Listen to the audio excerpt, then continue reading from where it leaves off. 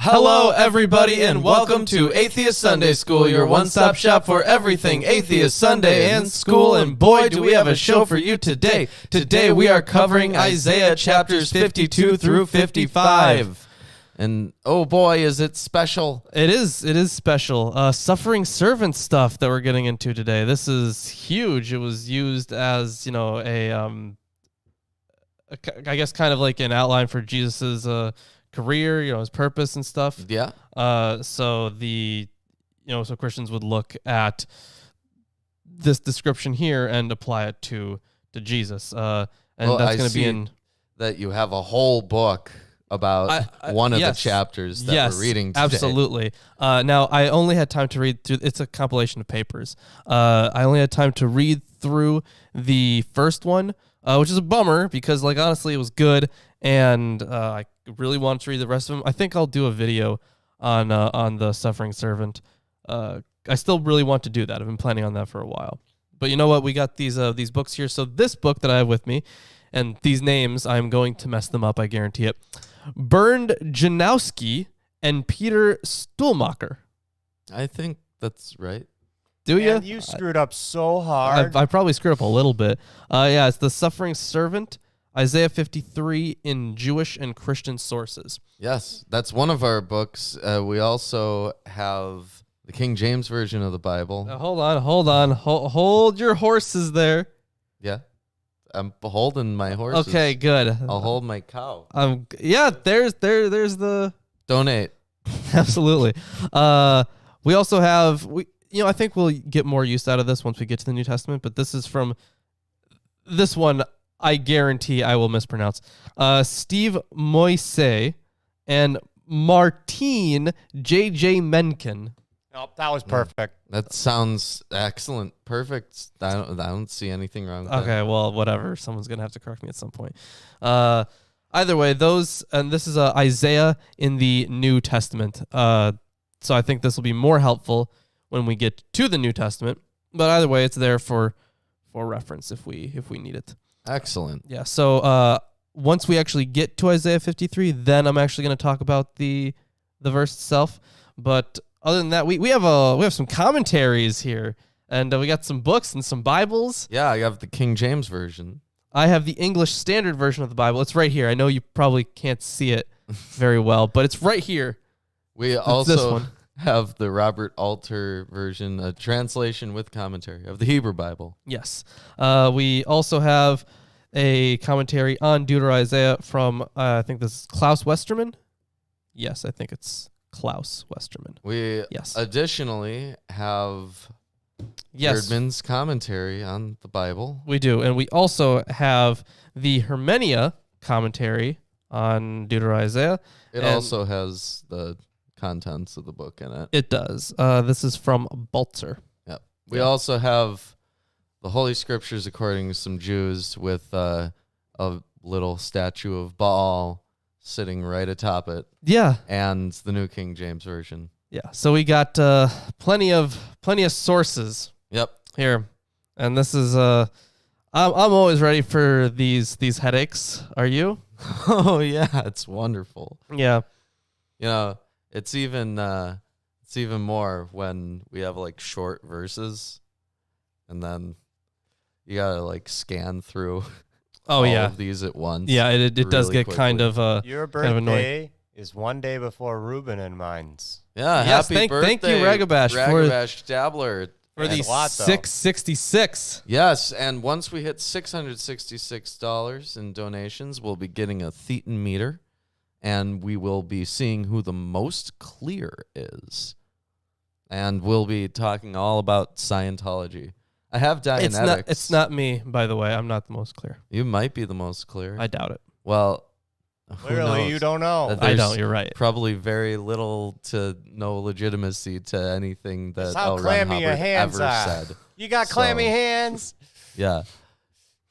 Not particularly. Dude was nuts. You're right. I'll tell you, man. Dude was nuts. I'm sure. A major part of Dianetics is how it's an alternative to psychiatry. It's not. I'm fairly convinced that he got diagnosed by some people with Ah. something, and he This- was super pissed about it. for the Decided to rest of his life. monetize it. Yeah. Well, you know what? You can't say he's a horrible businessman because obviously something worked out for him. I mean, he's got Tom Cruise. Yeah, Tom Cruise, John Travolta, Mm. a lot of people, Yeah. a lot of rich people. When you market it to the rich, I guess. It's a secret club that you have to pay increasing amounts of money to participate in. Yeah. And it's public. Yep. Whoop-de-doo. Not a church, even though it's called the Church of Scientology. All right, but aside from Scientology, we are talking about more stuff from Isaiah today. Yeah, it's going to be great. Why don't I hop into chapter 52 unless there's some overview from your many tomes that you'd You know like to what? go over. Codices. I'm sure there is an overview from one of these many tomes, but I'm going to go over this specific part here. So, yes, you're for Isaiah 52.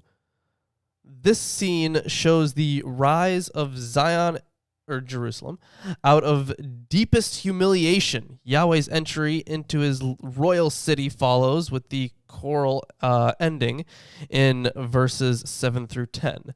It is a mirror scene corresponding to Babylon's descent in chapter 47, so that the similarities and the differences in the fate of the two cities are brought out with particular clarity. Listeners are intended to learn from the cities as types of political and religious behavior. At the same time, we shall see there is a highly contemporary reference here. The subject is the restored city. Our premise being that the text is a unified whole. We shall try to understand the section on its different levels as an entirety. Yeah. So that's the introduction there Great. from Balzer. Then I'll hop into it. Fantastic. Awake, awake, put on thy strength, O Zion. Put on thy beautiful garments, O Jerusalem, the holy city. For henceforth there shall no more come into thee the uncircumcised and unclean. Well, that's classic. That didn't really work out for them. So this unit of text includes two prophecies, this one at the beginning and another near the end, that begin with a twice repeated imperative. In this case, obviously, awake, awake. Begin with a twice repeated imperative verb in the second person feminine singular addressed to Zion. The repetitions are dictated by a powerful impulse of exhortation.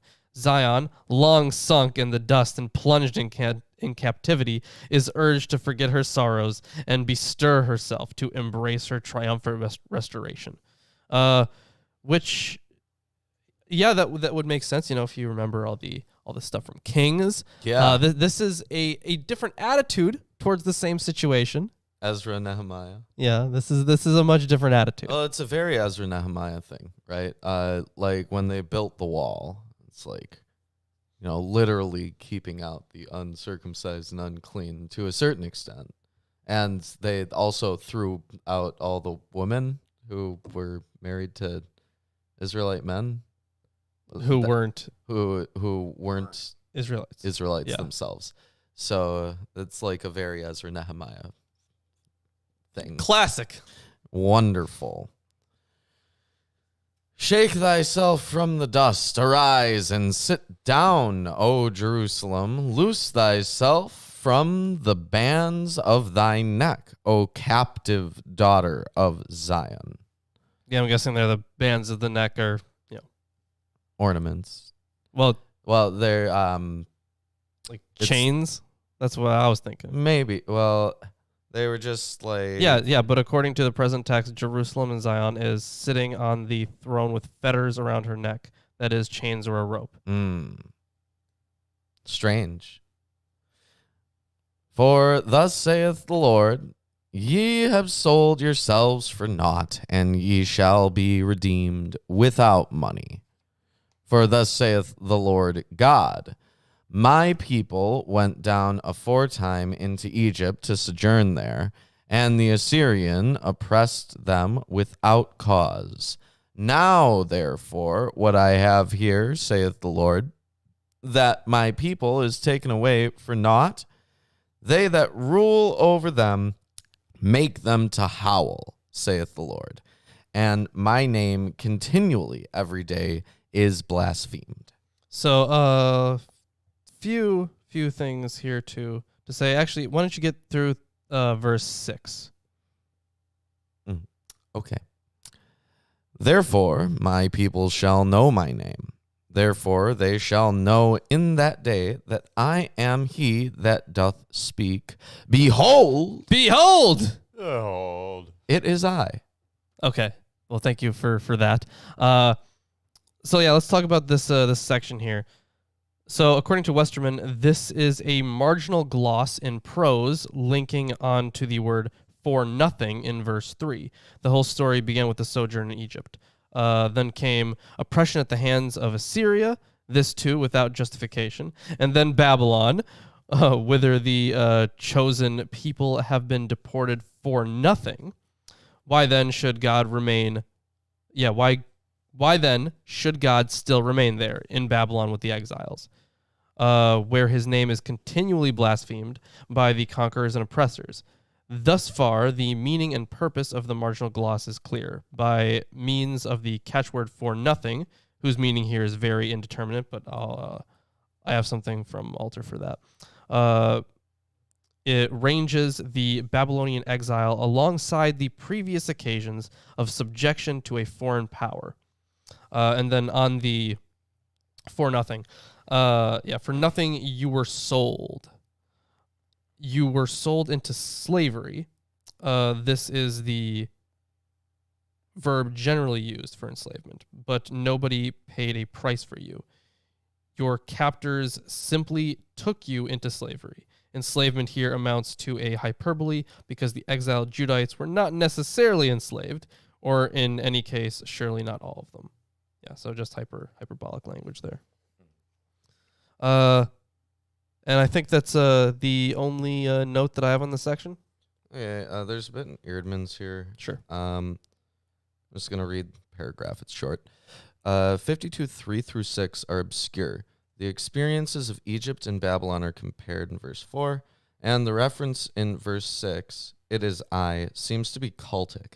It is Deutero-Isaiah's characteristic name for the Lord, see 41, verse 4, but the NRSV does not make this clear. The sense of verse 6 is the Lord's self-proclamation of his name. I am he is speaking. Yes. Behold me. See Exodus 34:5, where the Lord stood with Moses and proclaimed his name, a description probably colored by memories of temple practice. At the climax of the Day of Atonement ritual in the late Second Temple period, the high priest put the sins of Israel onto the scapegoat and then recited Leviticus 16:30, uttering the name itself rather than a substitute, as was custom at other times. So that was an interesting bit. And I'll continue. Thank you. How beautiful upon the mountains are the feet of him that bringeth good tidings, that publisheth peace, that bringeth good tidings of good, that publisheth salvation, that saith unto Zion, Thy God reigneth. Thy watchmen shall lift up the voice. With the voice together shall they sing, for they shall see eye to eye when the Lord shall bring again Zion. So obviously a very, very praisey little song there. So let's talk about it a little bit. So from Alter, the poet makes, so from the very beginning, how lovely on the mountains, the steps of the bearer of good tidings. The poet makes a boldly poignant choice in using lovely, the same word that is attached to the beautiful features of the beloved in the Song of Songs. For this is surprising in a reference to the feet of a messenger. The focus on the feet is because the messenger is running across the mountains to bring the good tidings. Yeah, he's got to send that message. Yes.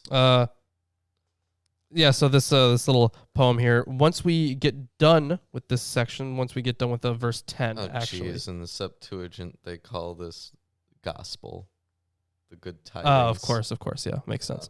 So once we get through verse 10, there's a bit of a reconstruction from Balzer and Hermenia. Okay, there's a little bit about Qumran in here. Okay. On verse 7, which I just Yeah, read. yeah. So 52:7 was a key text in the Melchizedek text from Qumran Cave 11, which described the advent of the heavenly deliverer Melchizedek, the royal high priest. The messenger of verse 7 He was... pops up a couple times. We've seen his name very, he's kind of like a head of the priesthood. Yeah. The messenger of verse 7 was understood as the Messiah, who was also Melchizedek, bringing the final day of atonement at the end of the 10th Jubilee. Oh, that's interesting. Hence Mark 1:15, apparently. Yeah, maybe this video that I'm planning on doing is going to be quite long. Yeah, this video is going to be nuts. Okay. So, these watchmen see eye to eye. Zion's being great. Break forth into joy, sing together, ye waste places of Jerusalem. For the Lord hath comforted his people, he hath redeemed Jerusalem. About time. Yeah. The Lord hath made bare his holy arm in the eyes of all the nations, and all the ends of the earth shall see the salvation of our God. So that was verse 10, right? Yeah, that's a bit odd, seeing as the Lord bearing his holy arm sounds like it's praising Israel's incredible military power or something, which clearly is not the situation. So the metaphor of God's arm is found throughout Deutero-Isaiah's proclamation. We last met it with the first words of the poem composed of 51:9 through 52:3. There it came in a plea for help. Here, its function is to indicate that God's intervention is both a fact and the decisive fact. Everyone can now see what God is doing to his chosen people, and the time of trial, due to the fact that his sovereign power had been kept concealed, is now past. So yeah, like I said, once you got through verse 10, there was a bit of a reconstruction here from Balzer. In what follows, I shall try to reconstruct the action in this scene and shall attempt to elucidate its link with liturgical performance. I am well aware that here especially much more investigation is required. The scene is split up into 3 parts, these also allowing us to perceive a certain progression in the action. This section is throughout an address by the speaker, who reports and comments on events and also gives directions. So he kind of treats it like a play, but that's not like really like a new thing. Like scholars have been doing that for a while. Like, because if you want to figure out how something was written, what was going through an author's head, you can kind of present it like you can analyze it like a play. In fact, what's his name? L. Michael White, that's his name, scholar. He wrote a book called Scripting Jesus, and he basically took the Gospels and Acts, and he basically looked at them as if they were a play, and they had acts, and he did an analysis through that, and then he would have plenty of Old Testament links, classical scholarly stuff, but it's good stuff. It's good stuff. Cool. Either way, continue on here. So yeah, verse 7, the scene of action is on the mountains, and the character is the messenger. Verses 8 through 9, it's Jerusalem. That's the scene of action. And the characters, the watchmen, and the ruins of Jerusalem. And then verse 10, The scene is the ends of the earth, and the characters are Yahweh and the people. So how do these parts fit together? Their unity can be thematically formulated. They all have to do with the manifestation of the divine sovereignty. But in the text, this is presented in the form of action, which clearly moves purposefully in a certain direction. What can happen in such rapid succession on the mountains in Jerusalem and right to the ends of the earth? The external course of events corresponds to the sunrise. It is visible on the mountains, first of all, then the sun's rays reach Jerusalem, finally the ends of the earth see the sun. But the keyword sun does not occur in the text. Perhaps it has been deliberately avoided. I don't know about those kinds of identifications. I kind of get like the whole especially with the ending there. I guess it would act in a similar way to a sunrise, but it wouldn't be that. I can see where he's coming from, I suppose. Yeah, I'm not sure about that. Yeah. And I don't think, Alter doesn't really say anything on that, and I highly doubt that Westerman agrees with that identification. I don't think he does at all. Yeah. Nothing about the sun. Okay. Yeah. What's Westerman talking about? So let's see here, starting at verse 7. So the Pa'el of Na'ah, whatever that is in Hebrew, the only other occurrence being Song of Solomon 110. The call means to adorn. North comments, I don't even know that word, but he comments, but feet are hardly beautiful. But this fails to see that the beautiful means something different in Hebrew than it does for us. The beautiful is something that comes about. And 52:7 is a particularly clear example of this idea of it. The messenger's feet are not objectively beautiful. Their beauty consists in their intimation. Basically they're good for what they're supposed to do. They get the message across. Mm-hmm. That's basically what he's saying for that one. And then furthermore, the voice of the messenger of good tidings is joined by the voices of the watchmen on the walls, or rather on the waste places of Jerusalem. Seeing is added to hearing. The watchmen see eye to eye. Thus what for so long a time Israel had been unable to believe or comprehend now turns out to be a real thing that men can plainly see. Here at the end of the book, we once more meet with Yahweh's return to Zion, a subject hitherto mentioned only in the prologue. The phrase is an amazingly concise expression of the fact that the exiles coming back home and their restoration are one and the same as God's coming, his return. The background is the old form used to describe an epiphany and celebrating God's advance to aid his people, his advent. And then we're kind of getting back to the structure of the whole thing here. To begin with verse 7, it was a single voice, that of the messenger of good tidings. Then the exultant voices of the watchmen come in as well. Now in the hymn, which chimes in at this point, it is the whole choir composed of the waste places of Jerusalem, a paradox whose exaggeration is typically Deutero-Isaianic.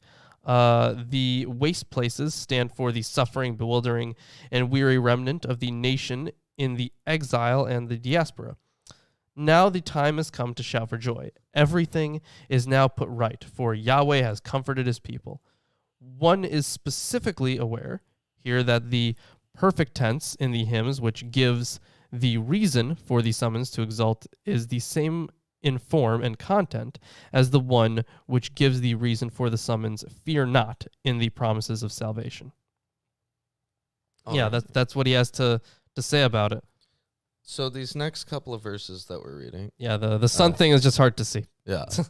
52:11 through 12, which I'm about to read. Yes. is addressed to the temple personnel who will carry back the sacred vessels during Day of Atonement ritual. Okay. Ezra 1, 7 through 11 describes how the temple vessels looted by Nebuchadnezzar were returned. It was the abuse of these sacred vessels which had precipitated the destruction of Babylon. See Daniel 5, 1 through 30. Mm-hmm. Just as the Lord had led his people from Egypt and had their rear guard, Exodus 14, 19 through 20, so too he would guide and guard on the return to Jerusalem. So verses 11 and 12 then are, depart ye, go ye out from thence, touch no unclean thing, go ye out of the midst of her, be ye clean that bear the vessels of the Lord. For ye shall not go out with haste, nor go by flight, for the Lord will go before you, and the God of Israel will be your rearward.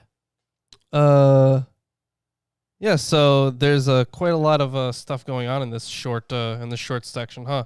Mm-hmm. So, yeah, come out from there. There has to be the condition of exile. Mm-hmm.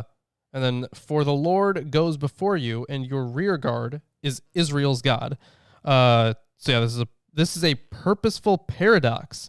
As you march back to Zion, God both leads the way as vanguard and protects you from behind as rear guard. He's protecting you. You know, you could easily say that too. Hey, Ruben, Mm-hmm. vanguard, the front guard, and what was the other one? The rear guard, is that Rear guard is what they said. Huh. Yeah. I was Well, wondering it if says rearward. rear. Well, yeah, but he also has rear guard for translation. Yeah. So. That's an interesting phrasing. I just, we It's use like- the word vanguard every once in a while. Well, like, I'll be your rear guard is like, I got your back. Yeah. You know, one of the things that's noted from Balzer is that this kind of has some Exodus imagery as well. Yeah, they pointed that out in Eerdmans, Yeah. that the rear guard is in Exodus 14, 19 through 20. Gotcha. Okay. So, yeah, the theme is once more the Exodus. It is developed on 3 different levels of understanding: the remembrance of the Exodus from Egypt, a description of the new Exodus from the Babylonian exile, the topical reference to the situation of Zion or Jerusalem, now newly constituted. The key to the text is the reference to the vessels of Yahweh, the mention of which links the 3 interpretive levels. And also, yeah, because they were filling up the tabernacle with the vessels of Yahweh, right? Mm-hmm. I think that was the phrasing that was used. So they're kind of linking it to a procession, which makes sense, especially if you remember those God, what were they called? They weren't procession psalms, or were they called procession psalms? It might have been. Or what were they called? I forget. There were royal psalms. Yeah, but the There ones were- where you were going up to the temple, Ascension. ascension songs. Yeah, Psalms of Psalms of Ascension. There you go. Psalms of Ascent, or Yes. something like that. Yeah. Yeah. Either way, in the present Deutero-Isaiah text, there is no sign of a warlike background. Moses and Aaron are not named, but Deutero-Isaiah does specifically use Kasakal for the exodus from Babylon in 4820. This has generally led to the conclusion that in the present text too, Babylon is implicitly the point of departure. Makes sense. Yeah. Yeah. So what we're about to get into, 52:13 through 53:12 is the 4th and last servant song. Yes. Which became, for the first Christians, the most important prophecy of the death and exaltation of Jesus. The text is far from clear in places, but readings in 1Q Isaiah A have thrown value. Actually, what are you supposed to say there when it has not the subscript but the top script A? Oh, no. Yeah, that A is fine. It's just A. Okay. Have thrown valuable light on early Christian usage. This passage gives the fullest description of the servant's song and his role, the servant and his role, but it also reveals something of the historical figure whose suffering was interpreted as that of the servant. So I'm going to read these verses and then do the Eerdmans bit, because you have enough books to take care of there. So starting with 13. Behold! Behold! Hey-ho. It is fitting that it starts that way, It's though. a good way to start a song. My servant shall deal prudently. He shall be exalted and extolled and be very high. As many were astonished at thee, his visage was so marred more than any man, and his form more than the sons of men. So shall he sprinkle many nations. The kings shall shut their mouths at him, for that which had not been told them shall they see, and that which they had not heard shall they consider. Now, Eerdmans says, 52:13, the servant becomes wise or prospers in the NRSV. Wise is the more usual meaning for the verb, as in Genesis 3:6, the tree to make one wise, Septuagint, understand. He is exalted and lifted up, as was the Lord in Isaiah 6:1. See also Psalm 89, verse 20. The king is raised up, and the Son of Man is, and the Son of Man in John's Gospel. So Jesus, right? Yeah. The servants And son of man just means person, but yeah. right. The servant's wisdom is an aspect of his exaltation, not, as in Genesis 3, the occasion of sin. The Targum of Isaiah has my servant the Messiah, showing that it was not only Christians who read this as a messianic prophecy. 52:14 is obscure. Modern translations all use the Masoretic text, but 1Q Isaiah A has a significant difference. For Masoretic texts, musht, marred or disfigured, as in the Targum of Isaiah and the NRSV, 1Q Isaiah A has mushti, I have anointed him. The verse then describes not a human being unrecognizable because he has been disfigured, but one whose appearance has changed because he has been exalted and made wise, and the Lord has anointed him. See Psalm 89, 19 through 20, and 2nd Enoch, 22 through 24. Shout out to Enoch. Yeah, we haven't gone over 2nd Enoch yet. No. Michael takes Enoch up to the heavenly throne where he's anointed and transformed into a shining angel. Classic. Yes. The Lord then teaches him the secrets of heaven. This explains Luke 24:26. No other passage in the Hebrew Bible says the anointed one has to suffer to enter his glory. Right, so we got a good amount of stuff to talk about. Because, oh boy. Actually, hold on. Have you finished? I don't think you finished the chapter. I finished yet. the chapter. You did? Okay, you finished the chapter. Fantastic. It also mentions sprinkling many nations. The Masoretic text has sprinkle, as does the VG. Vulgate. So, Vulgate, yes. Vulgate, and the Greek of Aquila and Theodotion. It can also be startles. Sprinkles is a priestly term from Leviticus, suggesting a priestly context for the passage. Kings are astonished by his sight, just like the kings and mighty recognize the chosen one in 1st Enoch 48 and 62. You remember that, I'm sure, how the kings and princes were all like, I mean, they were the bad guys. yeah. And that's basically all that it says. Yeah, I do actually have something for Sprinkle there. I wrote this I wrote this down actually because I thought it was pretty interesting. So yeah, the KJV has Sprinkle, right? Yeah, it has sprinkles. Yeah. I'm liking how much depth we're getting for Sprinkle. I mean, yeah, I thought it was actually kind of neat. That's why I wrote it down. Now, if only I wrote down the page number for that. I'm an idiot. I started writing page numbers like very shortly afterwards because I realized, man, I'm going to need page numbers for all this stuff. Incredible. Yeah, I know, right? Really should have just started it that way. But it did note the mistake in the KJV, and that it should be startle. It should be startle, not sprinkle. Yeah, they have startle Yeah. in Eerdmans here, and I think she's using the NRSV, so Makes sense. I'm pretty sure. All right, so before we hop into this next chapter, I'm going to talk a little bit about not a little bit, quite a lot of bit about the suffering servant, about this chapter in general. But first, if you're enjoying the stream, give us a like, share it with your friends, family, neighbors, ex-neighbors, old fraternity people. Yeah, everyone who you can think of. Send it on the Facebook machine. Old school teachers. Yep. And Telegram, not just Morse code. Not just the digital telegram program, but actual. Respond to Telegram. those extraterrestrials. Clearly, those Yeah. fast wave radio bursts are from them. Just Obviously. send some back. Yeah, with and- your magnetars. They're you going to have want laying to see around. this. Yeah, oh, I know it. they sure are.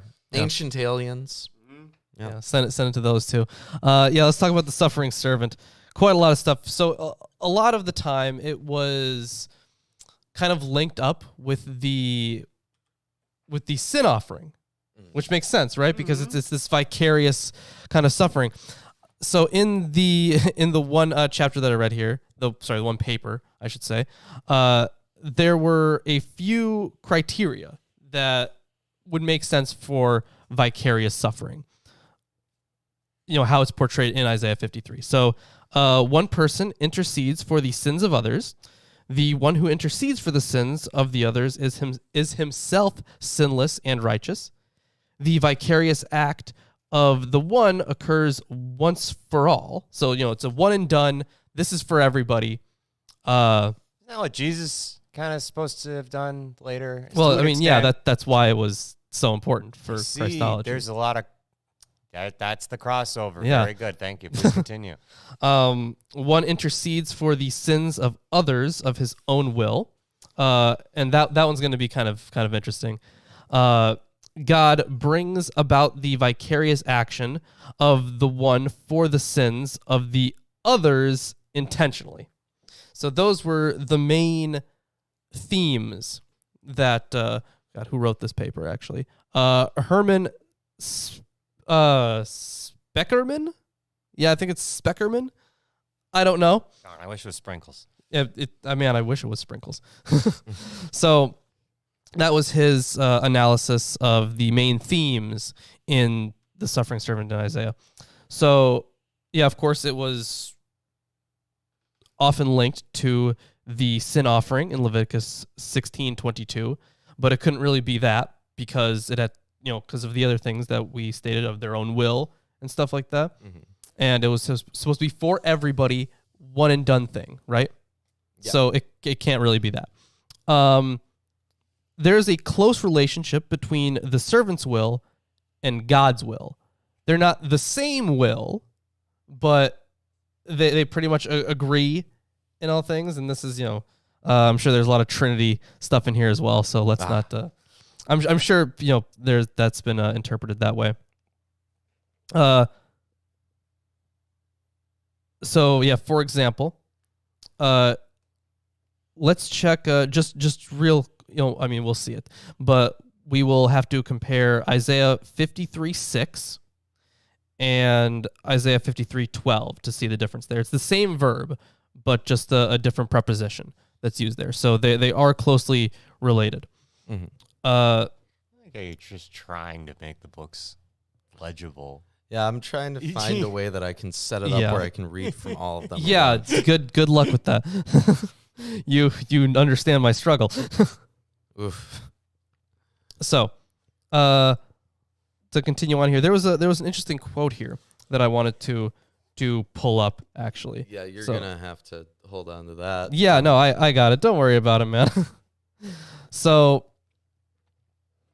Yes, and this one was actually, it was actually italicized, which is pretty neat. So one of the conclusions here: individual destiny that is open to others is precisely what stands. Wow, my voice is just. I'm just losing my voice. Hold on. Uh-oh. That's not good. Okay. Bad timing for that. Individual destiny that is open to others is precisely what stands at the center of the idea of vicarious suffering. So it basically others can come into this. I'm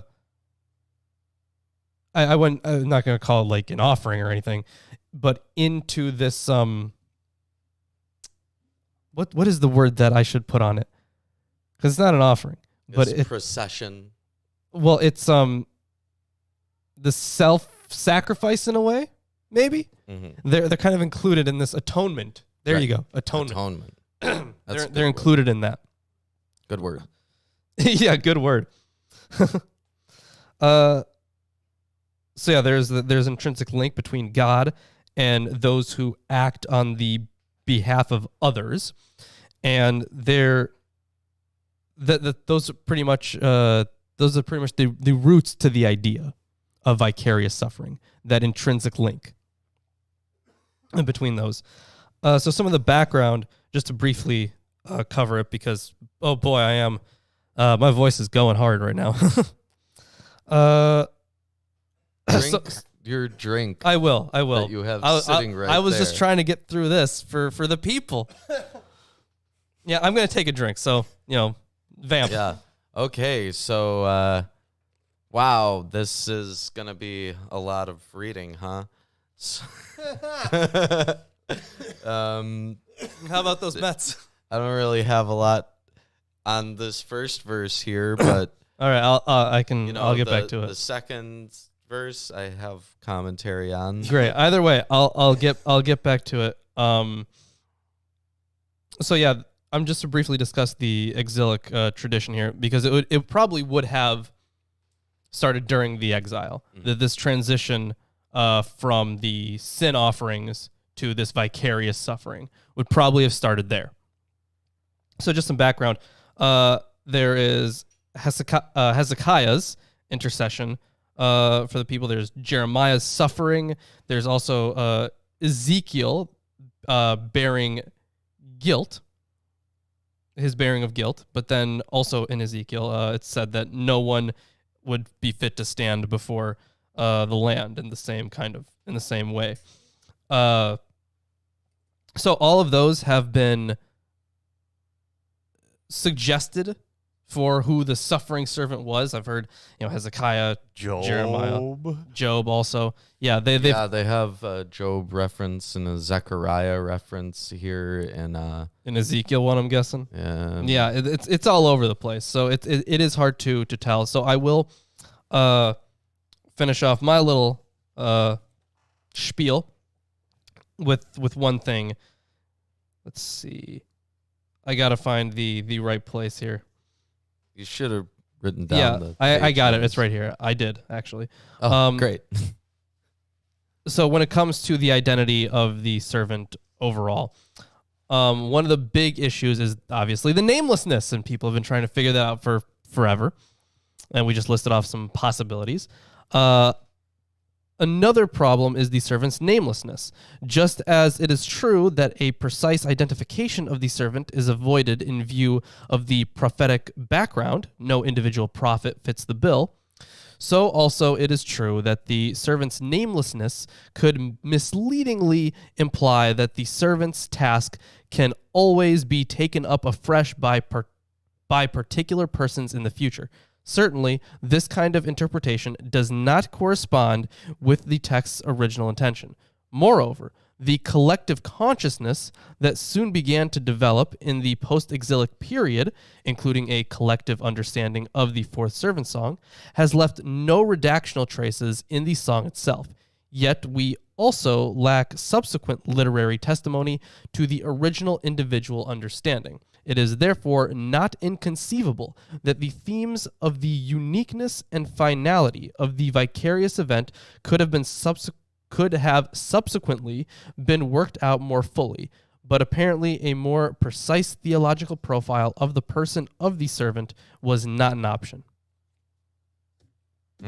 So I that. feel like they meant to be vague, obviously. Yeah, well, it's a prophecy, right? You're not going to be like John Smith in the year.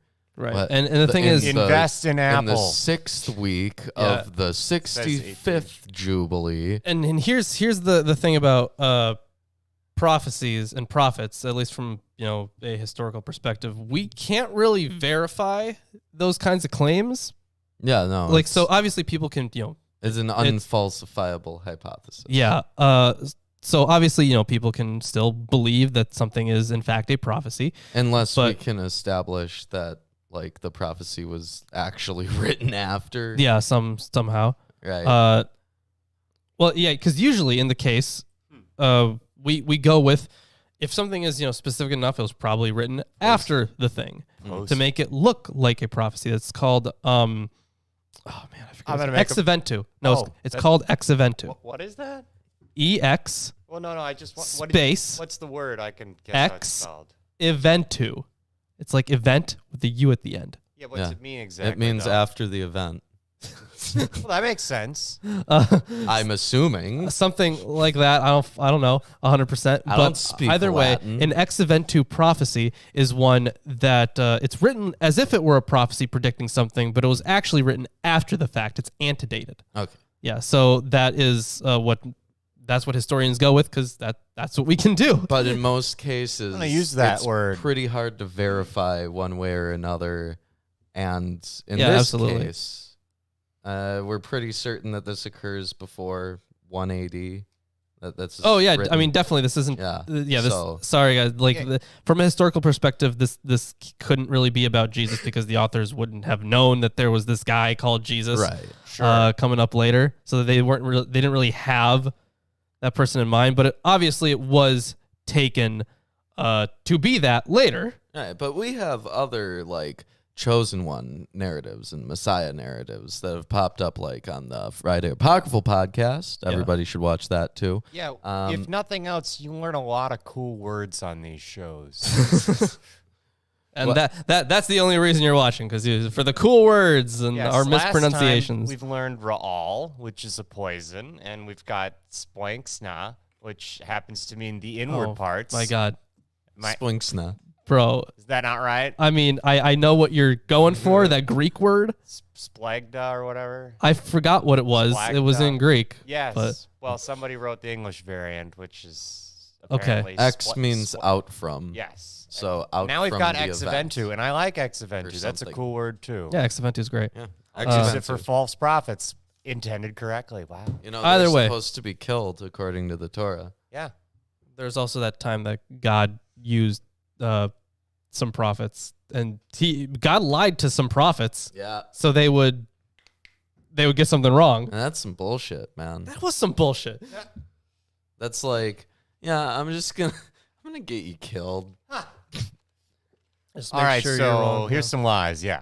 Yeah. All right, so how about Thank we you, hop God. into the reading for Isaiah 53, the suffering servant, Yeah. the servant song, this fourth servant song. All right, very excited. Who has believed what he has heard from us? And to whom has the arm of the Lord been revealed? So, to whom? Who indeed?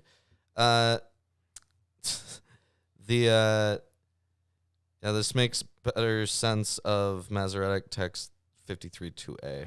So, why don't you read verse 2 Okay. as well? For he grew up before him like a young plant and like a root out of dry ground. That's a whole very similar to the root of David, right? Yeah, so this crucial prophecy carries over the representation of the servants of the Lord in the third person that began with the last 3 verses of the previous chapter. Earlier, the servant spoke of himself in the first person. The objection that roots don't grow in parched land fails to see the context of the poetry, but yeah, it's about the condition of exile. Yeah, he had They no. talk about it in Hermenia here. Of decisive importance for an understanding of the text and its context is the question, who is it that says who has believed our message / revelation? It is obvious that this is not a continuation of the divine speech because it talks about the arm of Yahweh. The servant does not speak it all throughout this whole text. And if it were the servant, the plural our message / revelation would be strange. The other persons who have been mentioned do not come into question. The many, like the audience, can do no more than enter sympathetically into what is said. Yeah. So about the many. So of course I mentioned before, this is a one-time act that is for everybody. And the thing is, the many probably refer to the nations from before. And what verse for that was that? Just a couple verses ago in the last all chapter. the time, though. I know, but we get the nations. I know we get the nations a lot. Yeah. So verse 15, yeah, 52:15. So that they're probably the same. Let's not really pass over that. But yeah, unless you have something else to go over. The Masoretic text of 53:2a is literally suckling child, not young plant, as in the NRSV. I mean, The either way, we sense kind of get where they're is, getting. To whom going. has the Lord's Son been revealed? Yeah. Right. So the revealing of the chosen one is a recurring theme in First Enoch, and we did cover that Friday Apocryphal podcast. Go check it out if you haven't. Good series. Yeah, there's there you go on about First Enoch, but we already covered First Enoch. So. Yeah. He had no form or majesty that we should look at him, and no beauty that we should desire him. He was despised and rejected by men, a man of sorrows and acquainted with grief. There are a lot of textual notes here, too, in that little section. This is verse... That's verse 3. 3. Yeah, that end there. But yeah, already we're learning a whole bunch of stuff about the servant, right? So he had no form or majesty, no beauty, and then he was despised, rejected. He was a man of sorrows. Mm-hmm. Well, famously, according to Alter... Actually, hold on. I'll finish the verse. Yeah, finish it. And as one from whom men hide their faces, he was despised, and we esteemed him not. So a person who's just been kind of humiliated, I guess, downtrodden in a way. It's kind of what I'm getting from this. There's parallels in Exodus 3, where Moses is introduced.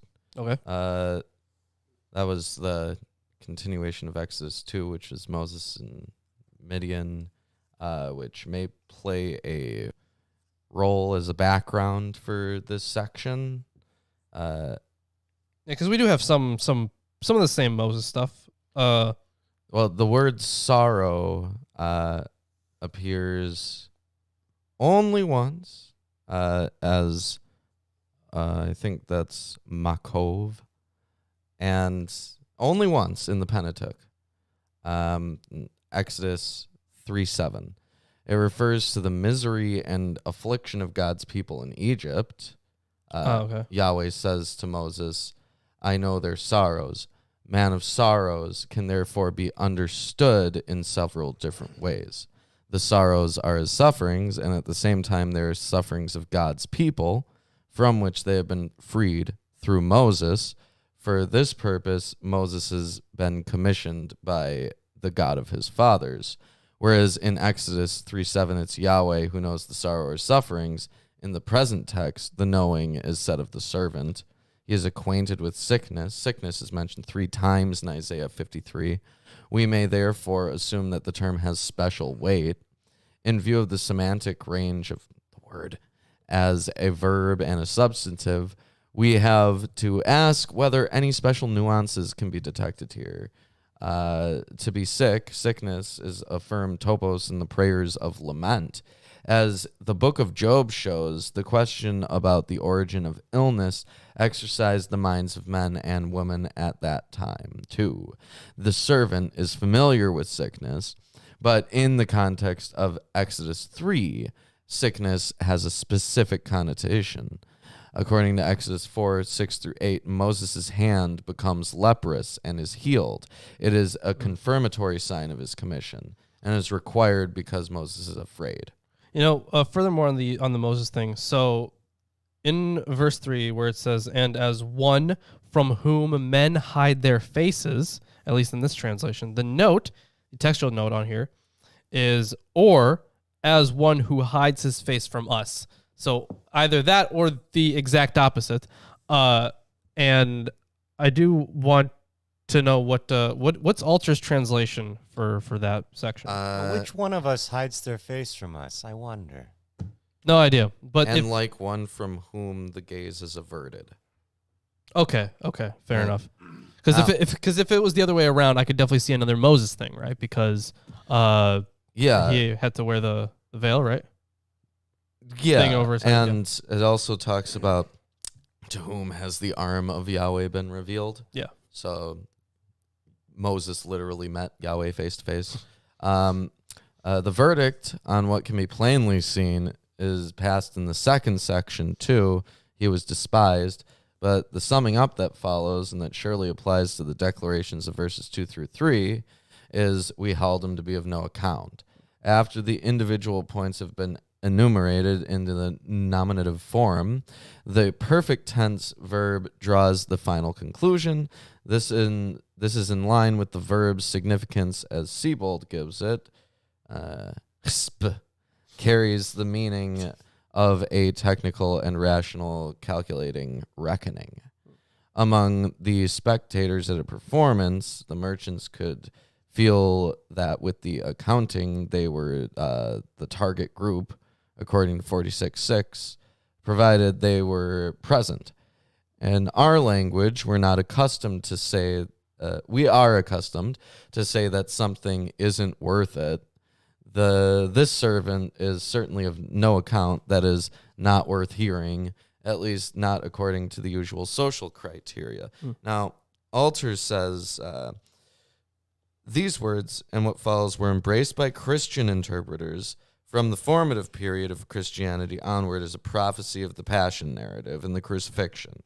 The emphasis on the servant's bearing in the sins of the people and becoming a kind of sacrificial lamb seems especially relevant to the idea of Christ dying for the sins of humankind.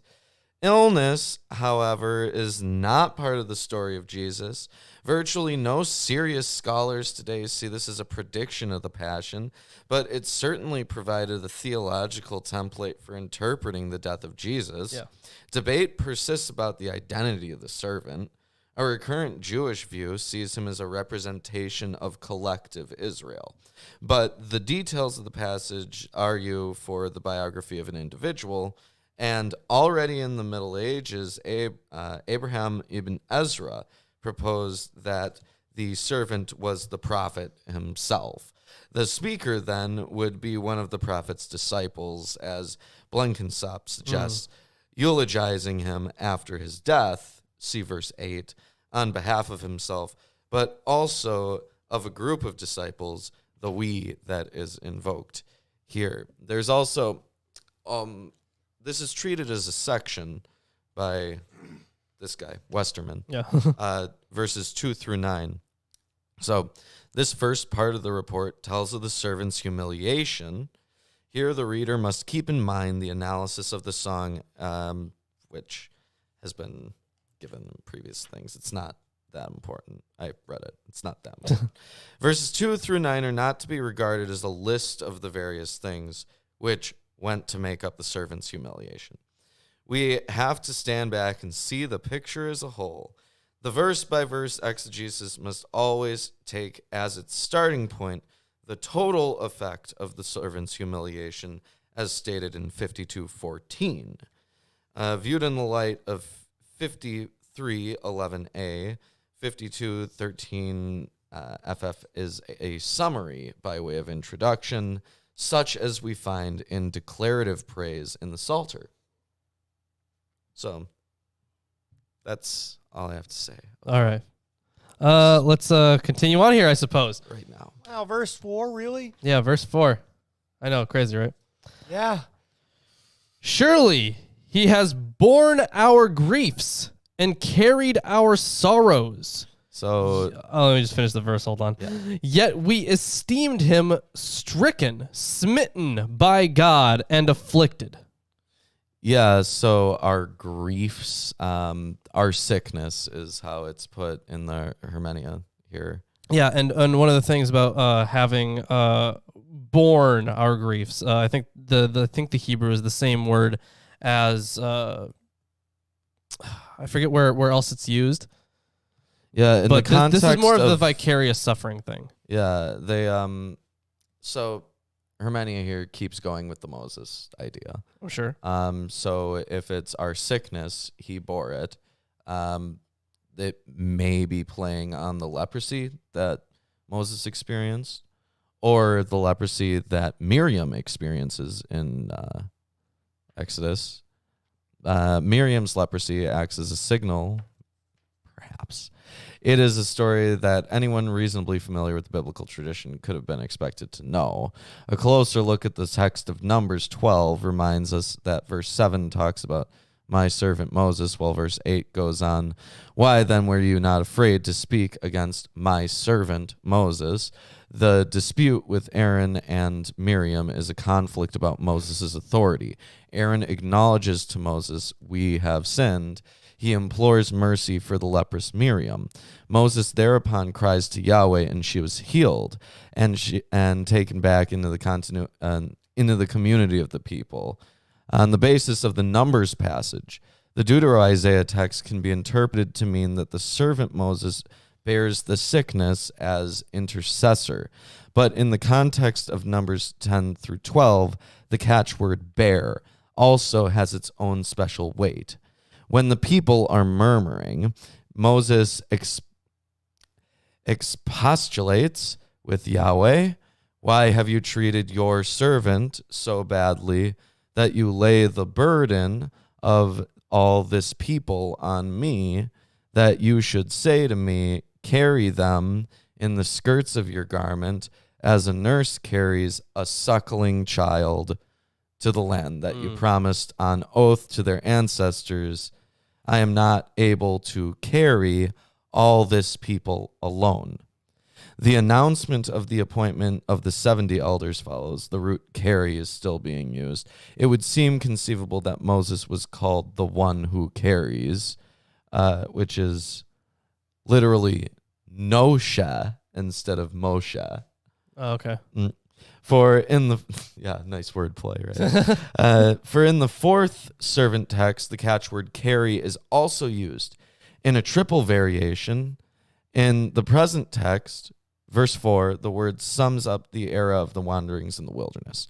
This is underlined when in the Parallelismus Membrorum, the servant is described as the bearer of sorrows.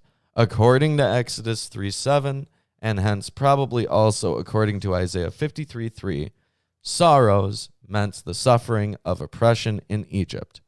There it was the people who were the bearers of burdens, which is to say that they were subjected to forced labor.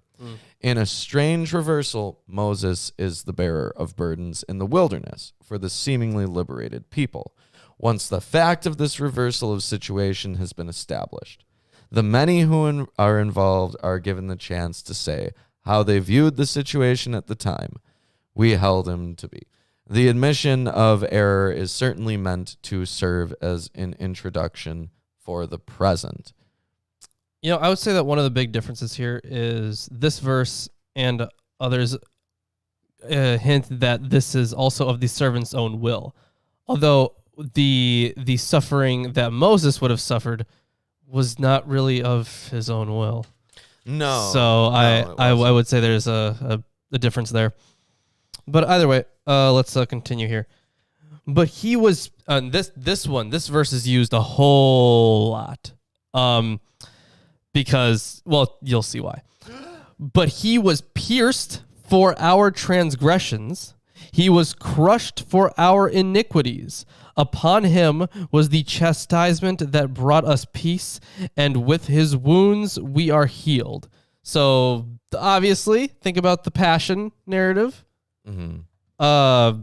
And, of course, modern readers would look at this and go like, that's got to be Jesus, right? Yeah, so the translation can be different between different texts. Yeah, the KJV has the closest one to that. Right. The NRSV seems similar based on this, but also Alter translates it as, "Yet he was wounded for our crimes, crushed for our transgressions." Yeah, and I've seen some commentators say that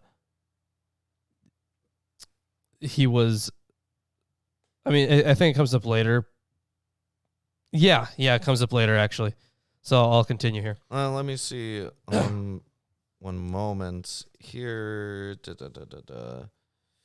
Yeah, he was pierced for our transgressions, obviously. Yeah. So Eerdmans says that servant has no majesty, 53:2b, suffering and infirmity, verse 3, Septuagint has plague. Could describe any human in distress, but stricken, struck down by God, and afflicted implies the suffering of a particular figure has been explained by the Deuteronomistic manner, not Deuteronomistic, as punishment for wrongdoing.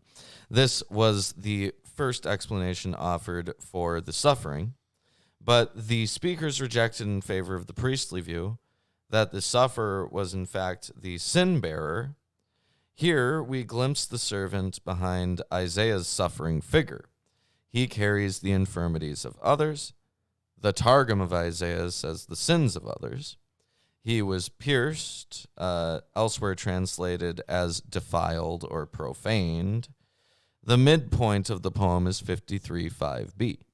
The Masoretic text can mean not only upon him was the punishment that made us whole, and by his bruises we were healed, but also the covenant bond of our peace was upon him, and by his joining us together we are healed. The words translated punishment that made us whole refer to the bonds of the cosmic covenant, as in Psalm 2, verse 3, Ezekiel 20, verse 37, and the usual translation for bruises is joining together, as in Exodus 26:4 and 10, joining the tabernacle curtains. This is characteristic Isaianic wordplay, and they reference Barker 1996. Of course. So Barker references Barker. Yep. There. Okay. Noise. I mean, yeah, if you have something else on it, why not, tell people about it. Anyway, all we like sheep have gone astray. We have turned every one to his own way, and the Lord has laid on him the iniquity of us all. So this is an interesting verse there. So, we've seen the whole polemics against, going your own way before, right? Mm-hmm. None of that MGTOW stuff. Well, right. We've seen plenty of that, like almost exact language being, spoken out against, that you shouldn't go your own way, you should go the righteous way. Furthermore, and the Lord has laid on him the iniquity of us all. So, kind of finishes off that that vicarious suffering thing. Yeah, so Alter comments, this reiterated idea, which later would nourish the central Christian story, is the solution to a psychological dilemma on the part of the speaker. He sees the servant as a devoted and true prophet of God. Yet the servant has suffered unspeakably, plagued with illness, somehow physically disfigured, reviled, and rejected by society, and finally condemned to an early death. The explanation for all this unwarranted suffering is that the servant has acted as a surrogate for the people, taken upon himself the burden of the people's crimes or sins. Thus, in a culture in which misfortune and sickness were usually seen as manifestations of divine punishment for wrongdoing, the view of Job's comforters, the wrongdoing is transferred to the people, and the righteousness of the prophet is actually confirmed by his suffering. So He was oppressed and he was afflicted, yet he opened not his mouth, like a lamb that is led to the slaughter, and like a sheep that is before its shearers is silent. So he opened not his mouth. So he's supposed to stay quiet, and this shares a lot of parallels with the silence of with Ezekiel, except the silence is for a different reason in Ezekiel. instead of oppressed, the Targum of Isaiah says was praying. That is quite different. They're very similar Hebrew words. Okay. Well, it is quite different in English. Yeah. Also, there's a bit here about 1 Samuel. So 53:6 repeats the reason for the servant's suffering. But the keyword laid is obscure because since it appears in another form in verse 12, made intercession in that verse instead of laid. The meaning is probably illustrated by the role of Aaron in Wisdom of Solomon, 18:23, where as the servant, the high priest positions himself to intercept the wrath in the form of a plague, the result of transgression. Numbers 16:47 describes the same incident as making atonement. Isaiah's servant intercepts the iniquity of all the people and thus begins the atonement, which is completed in 53:10 when he makes himself the offering for sin. And I'll go over the technical terminology that they bring up just a bit. We haven't gotten to that yet, but no reason not to. Technical terms for the sacrifice are problematic. Here the word is asham, a priestly term that's also used in 1 Samuel 6:3, 4, 8, 17, of the golden images returned by the Philistines with the ark when they too had been smitten with the plague, the Lord's wrath. The asham here seems to mean an atonement offering. When the servant is the sacrifice, he will be recognized as the royal son, and he will prolong his days, which is another tag which comes from 1 Enoch, chapter 71, verse 17, as of course. something to do. Shout out to Enoch. Yeah. So, also, we'll talk about it in verse 10. Okay. By oppression and judgment, he was taken away. And as for his generation, who considered that he was cut off out of the land of the living, stricken for the transgression. Oh, hold on. This is a question. This has a question mark at the end of it. Okay. Weirdly phrased question. By oppression and judgment, he was taken away. And as for his generation, who considered that he was cut off out of the land of the living, stricken for the transgression of my people. So Alter translates this as, by oppressive judgment he was taken off. And who can speak of where he lives? For he was cut off from the land of the living for my people's crime, bearing their blight. Alter comments, textual obscurities begin to proliferate. By oppressive judgment is somewhat conjectural translation, although was taken off probably refers to death. The translation of the second verse of this line is also by no means certain. Bearing their blight, the literal sense of the Hebrew is a blight for them, and bearing has been added as an interpretive guess. And they made his grave. Okay, so yeah, that kind of works with the whole death thing. And they made his grave with the wicked and with a rich man in his death, although he had done no violence and there was no deceit in his mouth. So this assumes that the person is dead. Yeah. Okay. It assumes the person is dead. It appears so. Yeah. That was verse 9. That was, in fact, verse 9. Yeah. The received text has "and with a rich man" instead of "and with evildoers." Yeah, which rich man. Makes no sense either thematically or as a poetic parallelism. The translation is based on emendations to Osre Na. So he says evildoers. Okay. The word for death is an odd-looking plural form, but a proposed emendation from bemeto to bamoto is dubious because there's scant evidence that the latter term ever means sepulchres, as scholars have claimed. In any case, the point of the line is that he was given a disgraceful burial. That sucks. Yeah. We know that's not good. Yeah. They don't like that at all. That's brought up a lot as a bad thing, is not being buried, or fathers. Yeah. Or, Yet it yeah, was so shame was part and parcel of the servant's suffering. This is from Westerman's. Okay. Shame also attaches to his death. He was buried with malefactors and miscreants. This is the verse that makes two things clear.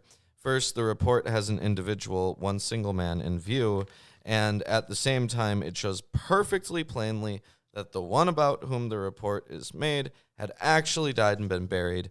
That is to say, from the narrator's point of view, the servant's death is a thing of the past, and since his burial involves a further act of contempt and putting to shame, this puts it beyond doubt that right up to the last moment, up to the grave itself, the servant's life gave absolutely no indication at all of the supremely positive significance which was later attached to it. Okay, interesting. Yeah, I guess that would make sense, huh? Like you wouldn't really look at this person during life in such an amazing way. Mm-hmm.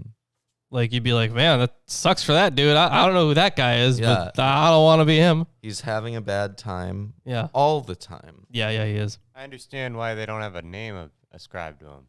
Yeah, nameless, yeah. All right.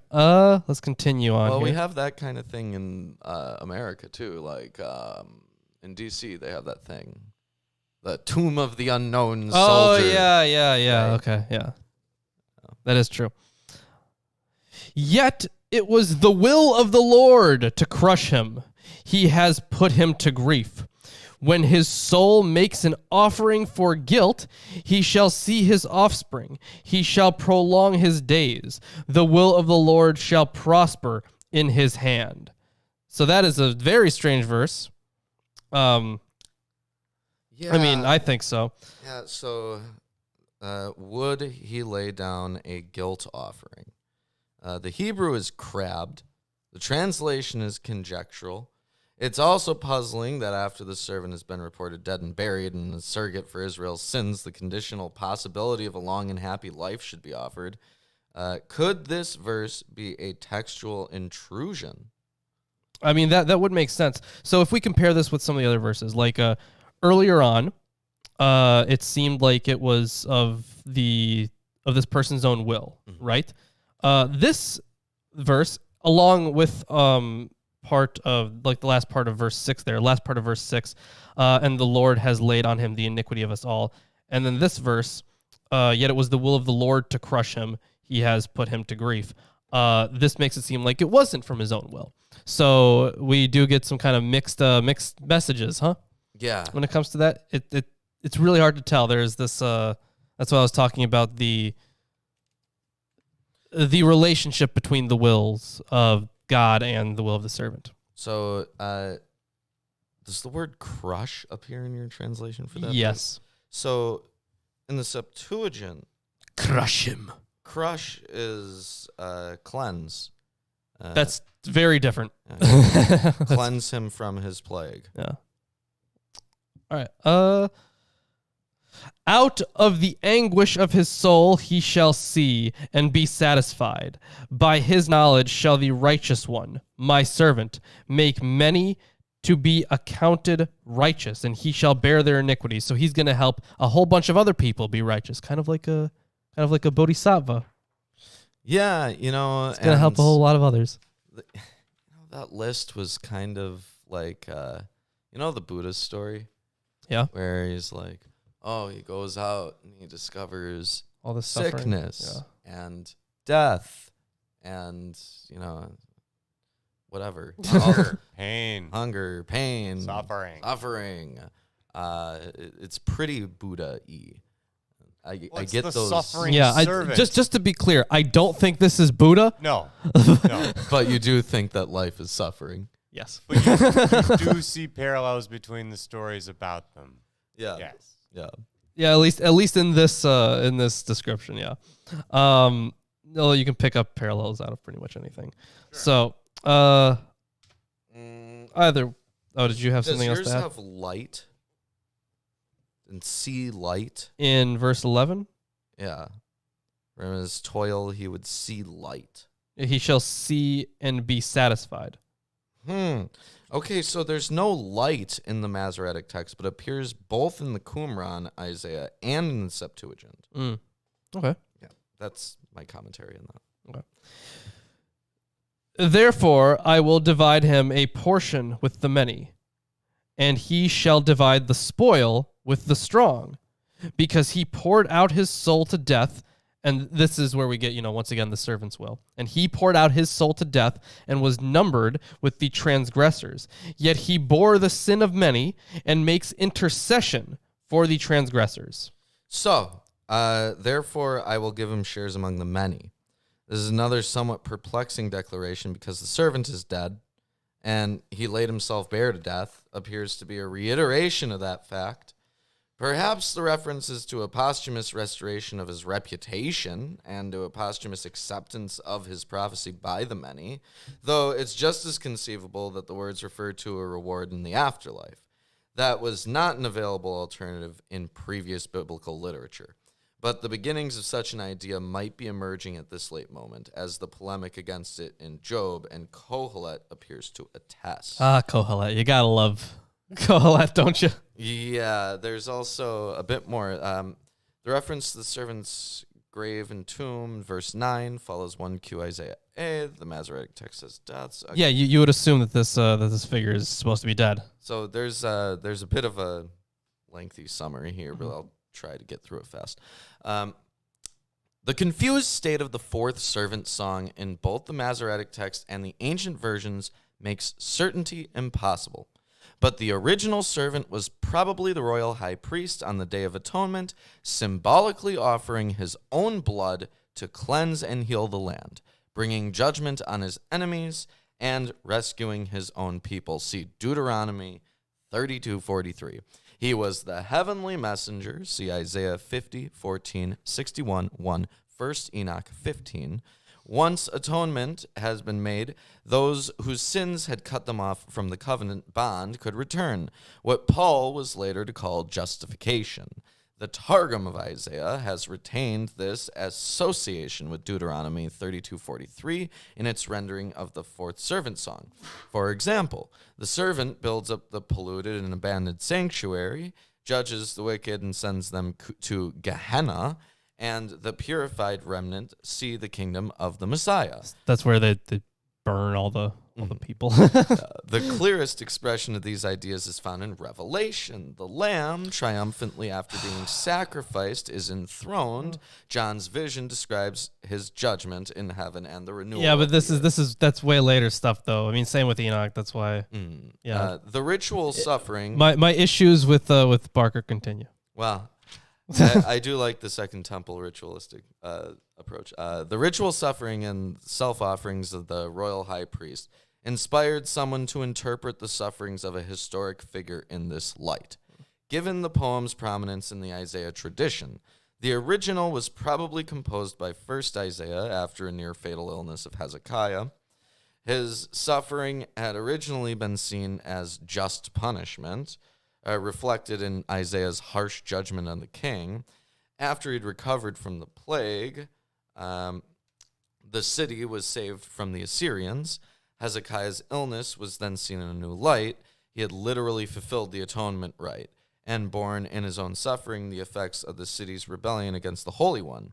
He had been the Asham sacrifice. First, Isaiah's confidence that the rituals of the temple would be actualized in history reaches its climax in the deliverance from the Assyrians. Hezekiah's recovery from the plague was an aspect of that fulfillment. and may even have prompted Isaiah's confidence that the city, far from being punished, would be delivered. As the story is told, the two events are closely linked. Later storytellers must have seen Hezekiah in the fourth servant song. Josephus records that the childless Hezekiah was allowed to live 15 years after his illness in order to get an heir, a clear reference to the traditional understanding of Isaiah 53:10, he shall see his offspring and shall prolong his days. Deutero-Isaiah, along with the others who were reworking the old traditions to accommodate the disaster of the exile, democratized much of the ancient royal cult. The suffering of the servant became the suffering of the people in exile, and other aspects of the cult were actualized in history. The other gods were finally defeated. Both creation and history were renewed, and those cut off from the covenant bond were brought back after the Great Atonement. Trito-Isaiah saw himself in the servant in this time, anointed and clothed with the Spirit, Isaiah 61:1. There was a succession in servanthood, and Jesus saw himself as the servant in this time. The servant sequence, Luke 4:17 through 21. The servant sequence of atonement, renewal, and reintegration is fundamental to the New Testament. The imagery appears in Philistines, I guess. Philippians.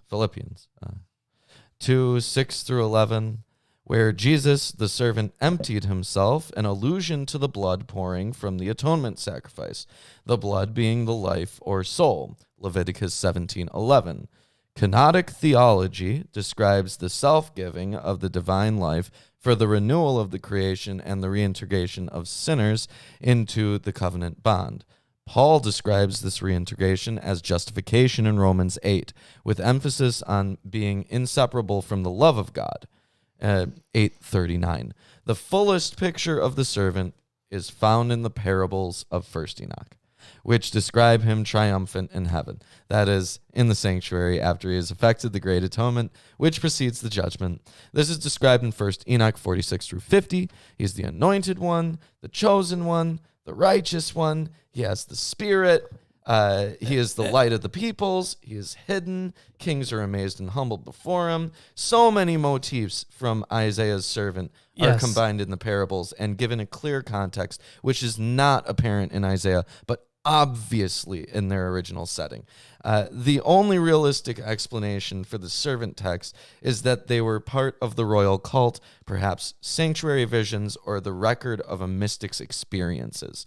Their form in the parables includes material from later periods, but the similarity to the book of Revelation shows that this was a living tradition throughout the Second Temple period. I agree. It is a living tradition throughout the Second Temple period, which is why picking one thing in the Second Temple period and going with yes, that accurately portrays it, is faulty.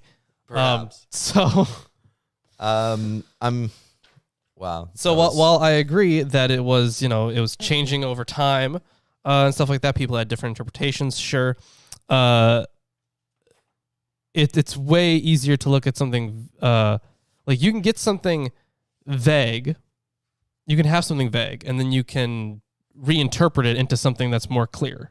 Because it's vague. You can do whatever the hell you want with it. Right. So, it's easy to go through your post hoc reasoning and exactly just apply it to whatever you want. I mean, have you ever played the Wikipedia Hitler game? Yes. Yeah.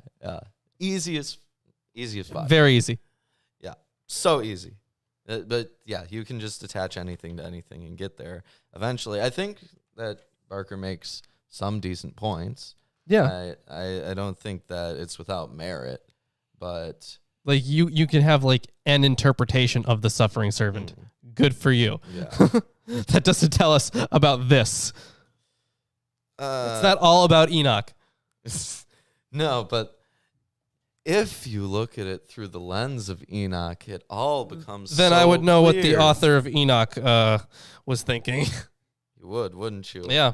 But either way, I hear something strange. Yeah, I hear something really weird. We What had this is that? this long conversation, and now There's we're kind of something on the side of the stream. Oh no, Something. we're going. Behold, I am your Lord and Savior, Jesus Christ, and I want to let all you heathens and sinners know that I support this wonderful episode of Atheist Sunday School. Lawrence and Reuben try their very best to bring you the true glory of the Bible, and they need your help. They have provided links to their Patreon page and other social media just for you. Once again, my name is Jesus Christ, and this is Milwaukee Atheists. The Lord is with them. God bless. Wow! Jinx. Jesus. Jesus Christ. You said Jesus, and I said Jinx. Yeah, I know. You owe me a soda. Oh, all right. pretty then. good. Well, either way, I think we just saw the suffering servant, perhaps. Yeah, oh man. Yeah, we maybe. just there he was. If your interpretation is There he is, Yeah. suffering servant. suffering servant, I mean, we could interpret this as you being the suffering servant, Lawrence. Because I'm suffering. You suffer Yeah, suffer all the time. and you take on the iniquities of others. Yeah, that's me. That's what I do. Oh boy. All right. So let's hop into the next chapter, chapter 54, shall we? Yes, sing, O barren, thou that didst not bear, break forth into singing and cry aloud, thou that didst not travail with child. For more are the children of the desolate than the children of the married wife, says the Lord. So it is a poem, obviously. Sounds like Sarah. This has nothing to say about this chapter, so You know what? Let's just. it literally has nothing to say about this chapter. Oh, okay, gotcha. So let's see what Alter has to say about this. So the one with a husband. The passive form be'ula designates a woman who has a husband. Oh, here we go. Okay. That also reminds me of the Rebecca and Leah story. Yeah. And then here's another thing that you might find interesting.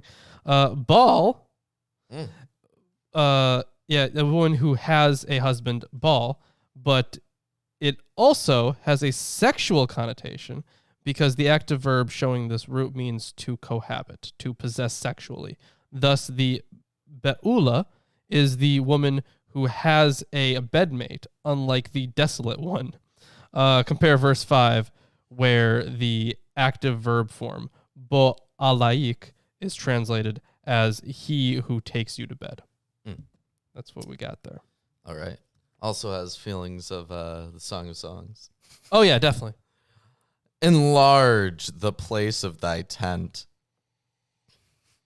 and let them stretch forth the curtains of thine inhabitations. While the actual habitations would, of course, have been stone houses, poetry, with its intrinsic attachment to archaic language, invokes the tent as the archetypal dwelling. Dwelling. Sure. Spare not, lengthen thy cords, and strengthen thy stakes. For thou shalt break forth on the right hand and on the left. I have for to the north and to the south. And thy seed shall inherit the Gentiles and make the desolate cities to be inhabited. Yeah, I have instead of left and right, and from for to the north and the south, you shall burst forth. So the idea is that they're going to spread. So yeah, this is a lot like the Rebecca Leah story, right? Where Rebecca's like, "Oh, I'm so sad, I can't have kids," and then God's like, "Okay, here you go." It's also a lot like the Sarah story because God directly makes the promise to Abraham that his descendants through Sarah are going to be as numerous as the stars. Yeah, there's plenty of references here to Genesis. So the second task given to the woman is to prepare her tent. Once again, the text can be seen under different aspects. The imperatives set off the action. There is something to see. This is all the more evident if one starts from a minor text critical observation. The Masoretic text has the plural, let them spread out the coverings. First Q Isaiah, as well as the Septuagint, the Syriac, the Targum, and the Vulgate read singular, so that the verb agrees with the imperative make wide addressed to the woman. Man, we should just order like a Septuagint and a Vulgate. You know, I think there is a Septuagint on our wish list. Oh, someone! My birthday's tomorrow. So Go so buy is us Chris's. the Septuagint. We got 2 birthdays in the Yes, house tomorrow. That's right. You could get me the most metal birthday gift of all. Metal. A Septuagint literal Bible. No, it's nothing, guys. It's nothing. Oh yeah, that's right. It's Yeah. nothing. But yeah, lots of stuff on the wish list. Let's continue. Yeah, though. you know, they keep bringing up differences with the Septuagint and like the Vulgate and Yeah, like, because there's no such thing as a perfect translation, so it Right. makes sense. those would be really handy to have on hand. Also for Friday Apocryphal podcast. Definitely, yeah. Vulgate specifically. Septuagint specifically. Oh. No, yeah, Septuagint would definitely be better. Anyways, fear not, for thou shalt not be ashamed, neither be thou confounded. For thou shalt not be put to shame. For thou shalt forget the shame of thy youth, and shall not remember the reproach of thy widowhood anymore. Yeah, the dishonor of your widowhood. I Yeah, thought she was barren. As is often the case in biblical poetry, there is an implied temporal progression from the first verset to the second. First, Israel was a young bride who shamefully betrayed her husband. As a result, the bitter fate of widowhood was inflicted on her. God was dead to Israel. A condition. And they killed him. Yep, a condition that in this society was a humiliation because the woman was left without the sustaining support of the husband. You don't have a man. That's all that matters. For thy maker is thine husband.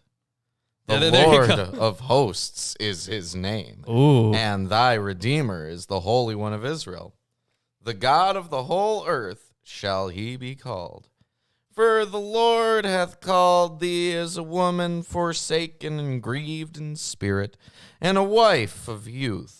When thou wast refused, saith thy God. You know, that reminds me of the problem that they had in India, where they had arranged marriages, right? Yeah. And so you have a kid who gets married to someone, and then that person dies. Now you have a child who's like 6 years old. They're now a widow in that culture, which was like at a point in time basically like the Untouchables. Yeah. So they're immediately in like the lowest Sucks for caste. them. Pretty bad. Yeah. Pretty bad.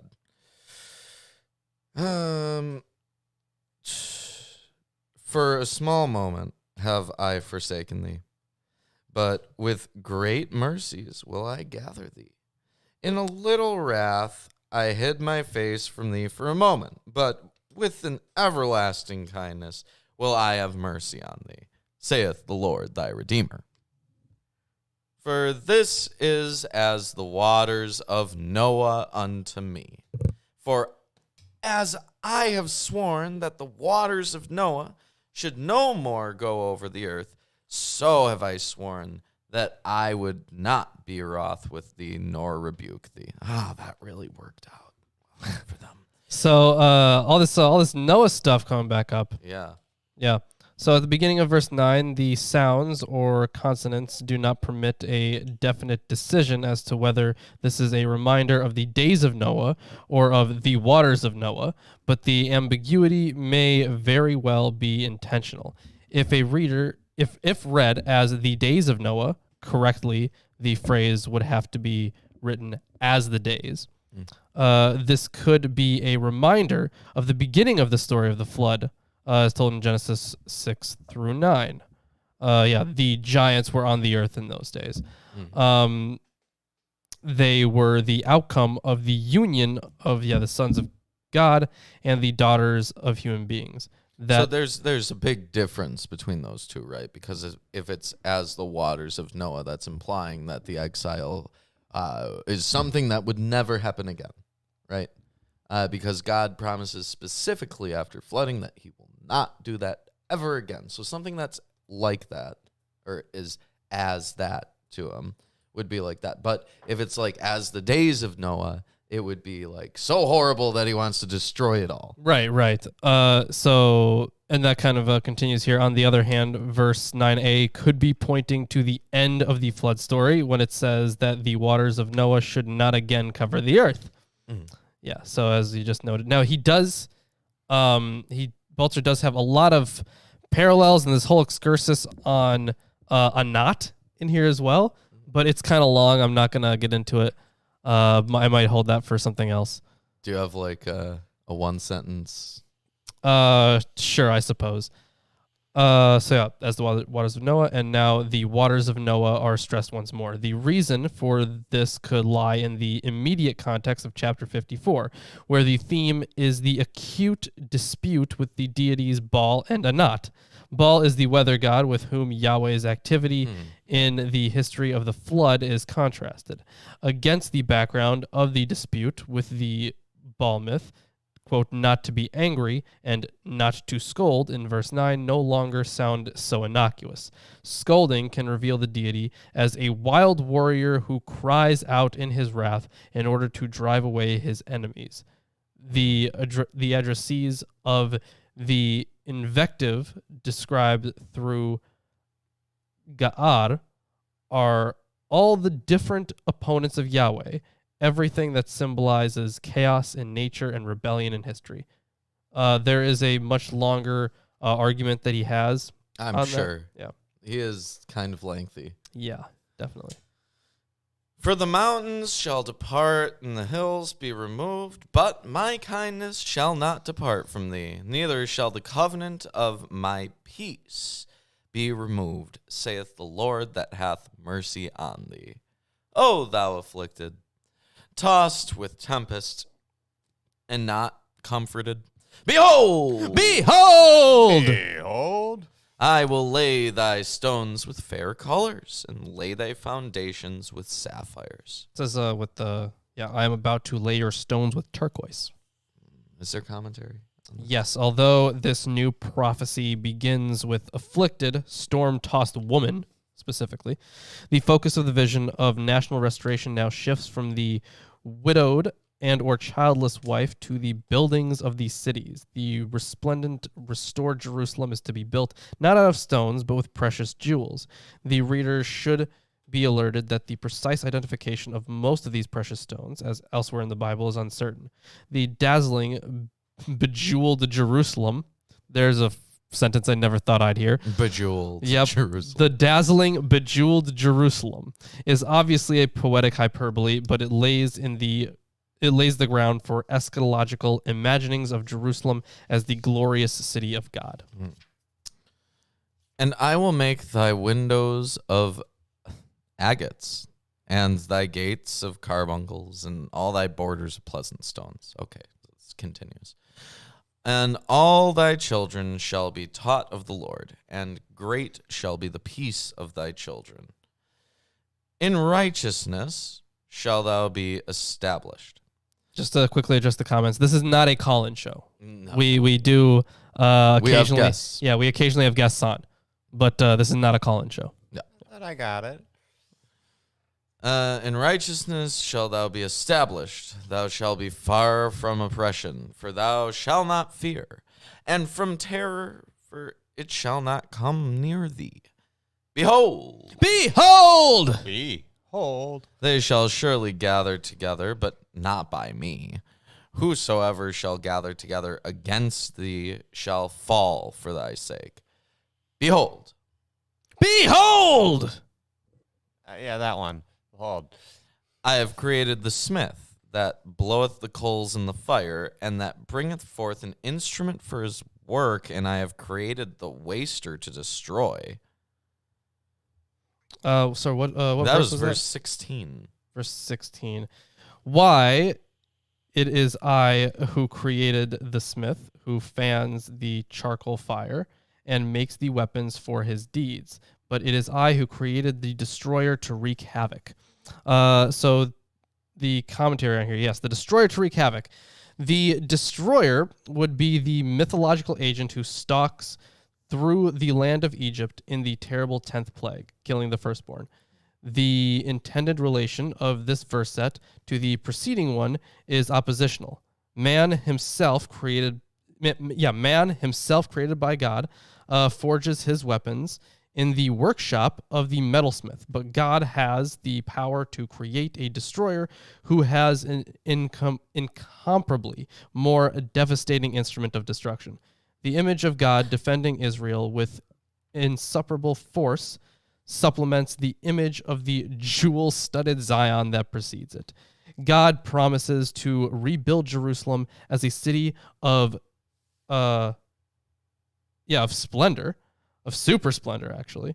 And he then guarantees that no enemy will be able to assail the city. I think I figured out why Eerdmans here doesn't have anything on Isaiah 54. Why is that? Well, because God directly saying that he created the smith that blows the coals in the fire and that brings forth an instrument for his work is kind of like what the Watchers did, like pretty directly when they talked about like the reason why the Watchers are punished is because they gave metallurgy and like the knowledge to create weapons of war. Well, this just references back to chapter 49. Yeah, See the notes there. Yeah, so it's nothing, but I mean that's why I think she doesn't have anything on it. I mean that would be in line with Barker, huh? Yeah, I don't think she wants to have to explain that. Yeah. Okay, last verse here. No weapon that is formed against thee shall prosper, and every tongue that shall rise against thee in judgment thou shalt condemn. This is the heritage of the servants of the Lord. The servants, plural, of the Lord.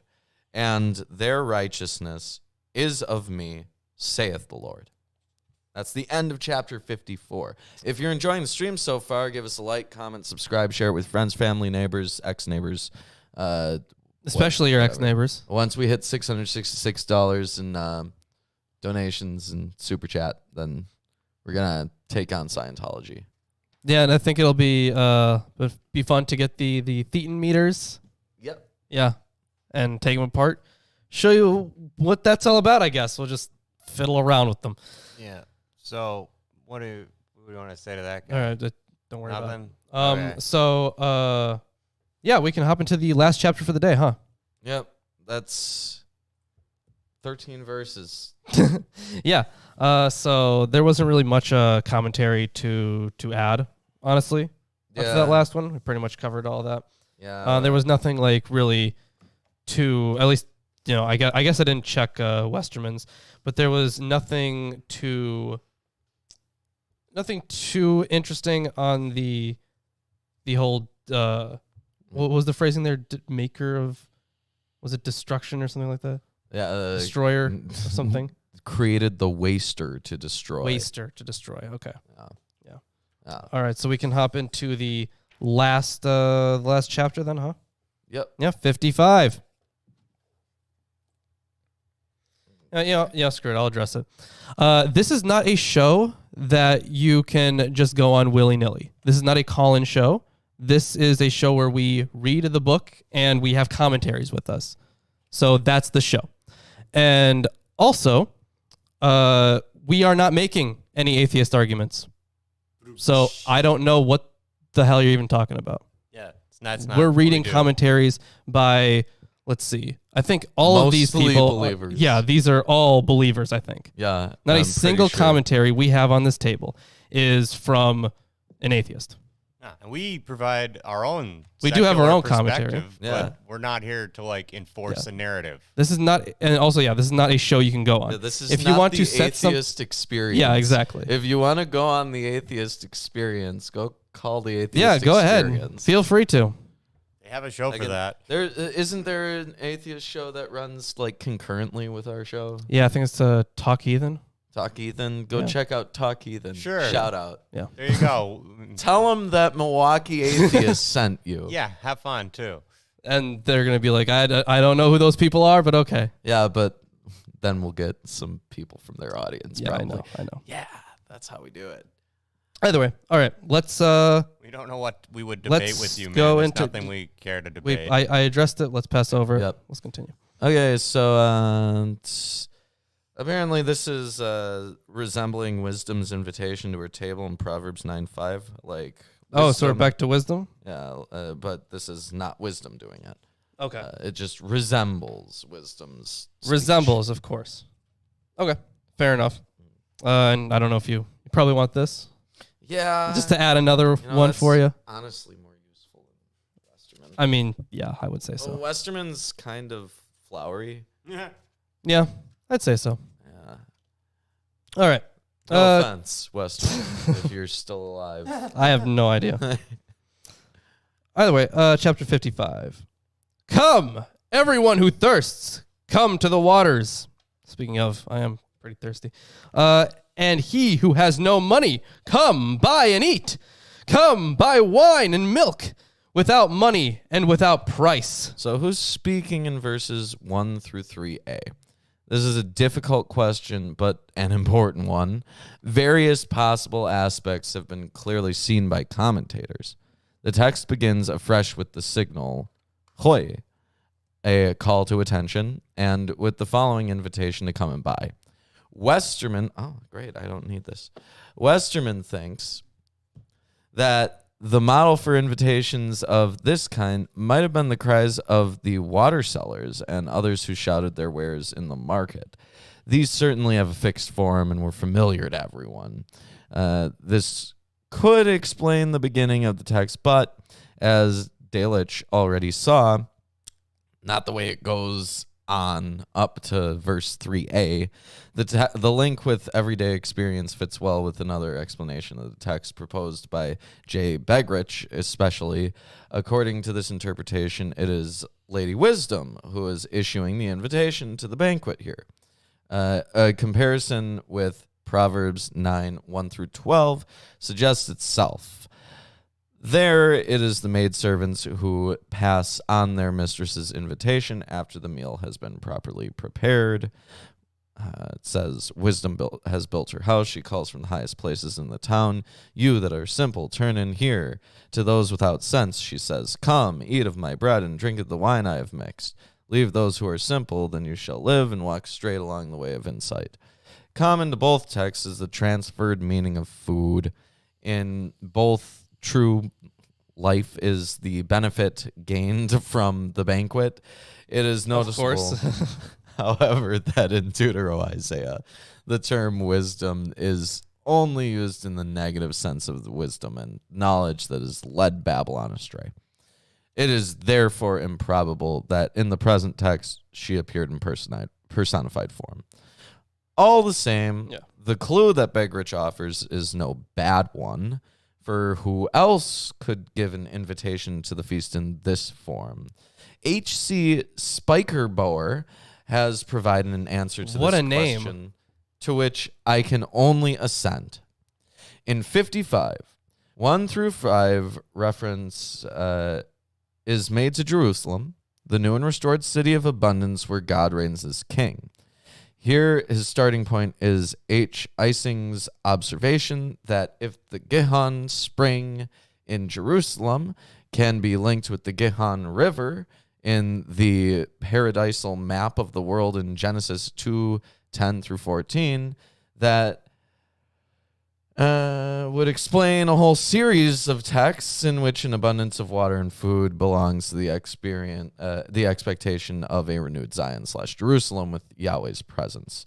Spikerboer's explanation certainly shows an excellent grasp of the tradition history background of the present text, but the same traditional topoi could also reflect different positions, whether the spring issues from the temple, for example, Ezekiel 47:1, or whether living waters can flow out of Jerusalem, Zechariah 14:8, can make an essential difference when it is a question of the holiness of the temple or the city. The exclusive holiness of the temple is, in fact, a matter of dispute. Here, Isaiah deliberately avoids mentioning the temple. It is the waters of Jerusalem to which the people are invited. He opts for the holy city and for the Holy One of Israel. That's basically, it goes on like that a bit, and it's not really that substantial. Alter says about this section that the water, food, milk, and wine are all metaphorical. Sure, yeah. What metaphors suggest is that God's beneficence to his people will be unstinting and freely given with no price exacted for it. The Hebrew kesef is translated as silver, not money, as in other versions. I mean, it would be the needy that they're going for, yeah. Because coins were not yet in general usage. And the use of the verb weigh out for silver in the next verse clearly indicates that what is imagined is silver weights. There's some question about the relation of this chapter to the 15 preceding chapters of 2nd Isaiah. Joseph Blenkinsop thinks that it is by a different hand than it, and that it is intended as a bridge to the rest of the book, which, at least according to scholarly consensus, is the work of still another prophet. The evidence, however, is somewhat tenuous. The supposed stylistic differences of this chapter from the earlier ones are by no means clear-cut, and the claimed affinities with the book of Proverbs are debatable. Yeah. Yeah. I'm right there with them. Yeah. Debatable. Yeah.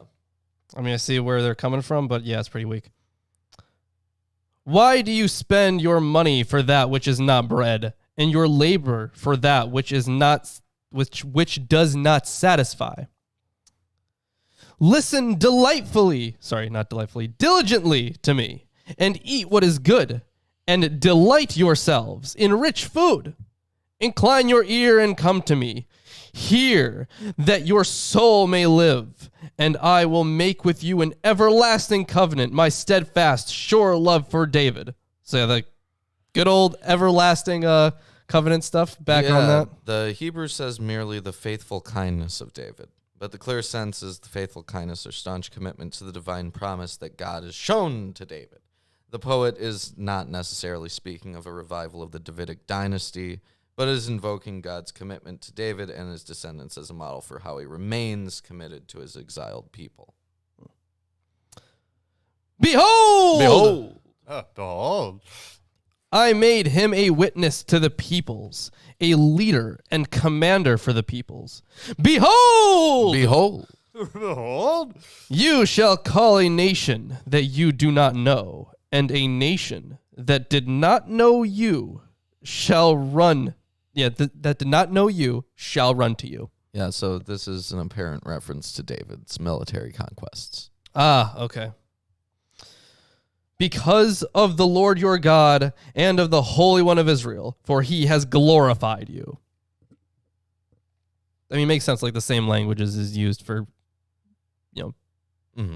David, and they specifically reference David, and even before, when we had the Messianic language, a lot of that is used for David as well. Yeah, but so 6 through 11, which we're about to go into, are the conclusion of the prophecy in the form of a summons to a repentance and worship. So, yeah, we're getting there. We're getting very close to the end here of Deutero-Isaiah. What are we getting into? Trito-Isaiah. Well, we're getting into this.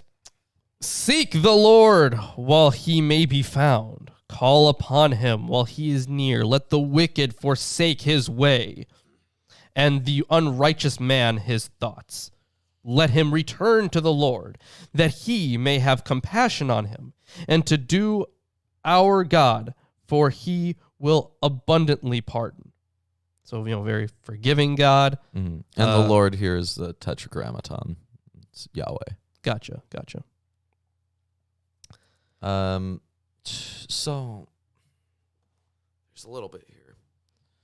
The first saying in the unit, seek Yahweh, acts as a signal. Now, it's perfectly correct to say that word belongs primarily to the cognitive spirit to inquire after something, ask about something, investigate. In this way, word, Yahweh, becomes such a comprehensive designation for Yahweh worship that it often stands in antithesis to the worship of idols. But important for the present passage is a special meaning that occurs in a limited but prominent group of texts. There, to seek Yahweh is a term for pilgrimage. This is also the meaning in Deuteronomy 12, a passage that deals in principle with the place chosen by Yahweh. You shall seek the place that Yahweh your God will choose out of all your tribes as his habitation to put his name there. You shall go there. Instructions about offerings then follow. Amos 5:4-15 passes on to the people Yahweh's command to make Jerusalem the goal of pilgrimage and to reject sanctuaries in Bethel and Gilgal. This is like a continual thing. Finally, attention should be drawn to Jeremiah 29:10-14. Yeah, and as we talked about at the start of the show, Jeremiah also has a lot of the that was another possible interpretation of the suffering servant as well. Jeremiah was also bullfrog. Oh yeah, I did hear about that one. Yeah. So Jeremiah 29:10-14. This is the famous prophecy about the 70 years of Babylonian exile. It begins, when Babylon's 70 years are completed, will I visit you and fulfill to you my goodly word to bring you back to this place. The similarity between the semantic fields in this Jeremiah text and Isaiah 55 is striking. Jeremiah 29:12, you will call upon me. 29:13, you will search for me and find me. 29:13b, if you seek me with all your heart. 29:14, I will let you find me. The subject in each case is the return. But what is above all common to both texts is the question about the enduring validity of God's word and of God's thoughts in contrast to the thoughts of human beings. Yet again, it is evident that by means of a few catchwords, Deutero-Isaiah is introducing whole complexes of tradition. It could even be that he is pointing to particular texts. Yeah, that's a good possibility. Yeah, all who are thirsty come to the water. Seek Yahweh is an invitation to come to sanctuary, an invitation to pilgrimage. Both texts take up 41:17, the needy and the poor seek water, but there is none. The tongue is parched with thirst. Then in this first act, Yahweh's decision is made. I, Yahweh, will hear them. I, the God of Israel, will not forsake them. Come, seek, and go out with joy. Introduce units in the present text. But in the drama, they are also stage directions. Thus, after verse 6, the scene can fill with people involved, or to be more exact, with the seekers of Yahweh. Yeah. So he just goes back into his stage direction thing. Yeah, and the stage direction's an interesting thing. Combine that idea with the atonement ritual stuff. That's pretty neat. All right, let's continue here. I think I'm at verse 8. Yeah. For my thoughts are not your thoughts, neither are your ways my ways, declares the Lord. For as the heavens are higher than the earth, so are my ways higher than your ways, and my thoughts higher than your thoughts. For as the rain and the snow come down from heaven, and do not return there, but water... Hold on, this is a weird sentence. And do not return there, but water the earth, making it bring forth and sprout, giving seed to the sower and bread to the eater. Holy shit. Okay, so the translation is, for as the rain comes down upon earth and the snow falls from heaven, and there it does not return, but waters the earth and brings forth growing things and gives seed for the sower to breed. Well, that's a way better translation. That's not how precipitation works. I know, but it's still a better translation. We at least get what they're saying, because I did not understand that. Weirdly written, yes. Yeah. But it's definitely not how precipitation works. Yeah. So shall my word be that goes out from my mouth. It shall not return to me empty, but it shall accomplish that which I purpose, and shall succeed in the thing for which I sent it. So G. von Rad.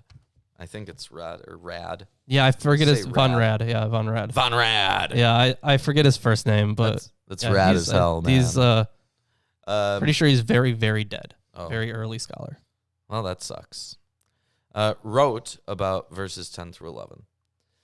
This is surely prophecy's most comprehensive statement about the word of Yahweh and its effects. The text is certainly a fundamental contribution to the theology of the world, but here too the significance of Yahweh's word in the immediate context should be considered first of all. I myself think it problematical to describe the relationship of verse 10 and verse 11 as image and fact in the framework of metaphorical speech. The point is the correspondence of the two statements. They do not differ in their reality content. What's said about the rain can be said about the word in exactly the same way, hence the precise correspondence of the two verses. So this rain statement is specifically meant to reflect off of the statement that comes after. It's not just them having a poor understanding of precipitation. Gotcha. For you shall go out in joy and be led forth in peace. The mountains and the hills before you shall break forth into singing, and all the trees of the field shall clap their hands. And of course, this goes back to the I forget the verse, but you had the trees singing as well in Psalms. Yeah. So nature will rejoice is the idea behind this. So the going out is going out from exile. Yeah. Instead of the thorn shall come up the cypress. Instead of the briar shall come up the myrtle. And it shall, I'm assuming that these are also unclear for some of these identifications, because that happens a lot. Alter doesn't note that, but let me see in Westerman. Okay. I'll continue reading though. Which verse is it? This is actually the last one of the chapter, verse 13. Oh, verse 13. Yeah. Instead of the thorn shall come the cypress, instead of the briar shall come the myrtle. Okay, so yeah. Okay, that's fine. Yeah, well, finish the verse and we'll do a little bit more. Okay. And it shall make a name for the Lord, an everlasting sign that shall not be cut off. So, And yeah, that's the end of the chapter and the end of the reading for the day.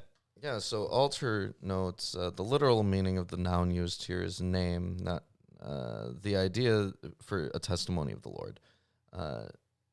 The idea is that Israel's grand restoration will be a visible manifestation to all of the nations. So this is a continual theme in Isaiah. Yeah. And I'm sure that was very much expected, because you had the, I think it's more stuff in Jeremiah and Ezekiel about that, and then it later gets taken up again for Revelation and the new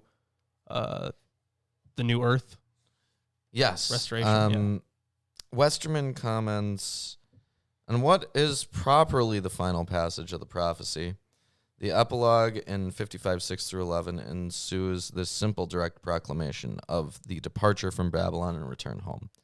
After the repeated variations of the prophecy of salvation, which reaches its climax in 56:6-11, we once more find the simple, basic motif struck up. Isaiah's purpose in doing so is to say that this is what all that I had to say was driving at: the hour of departure, the joy of the way back home, the joy which the prophet summoned his fellow countrymen in the hymns of praise, which accompanied his preaching, the singing which he summoned those still in captivity, still cut off from any future that might spell salvation for them, and in which only a faith that anticipated the future could join. This singing is to be one and the necessary reaction on the part of the people now setting forth for home. It is the joy of a man who has long been in a foreign country and now steps out on the way back to his homeland. Here, however, the openness of the road that leads to the homeland is an event which so shakes the world that it not only has consequences that leave their mark on world history, see Cyrus, it has a bearing on creation itself. For the one who frees Israel is the Lord of history. This is the reason why she may go forth in joy. But furthermore, this one is also the creator, and because of this, the whole of creation, the universe, shares in the joy of those set free. Hence the possibility of using the magnificent, if exaggerated picture, the trees shall clap their hands, Yeah. the trees shall sing, or whatever.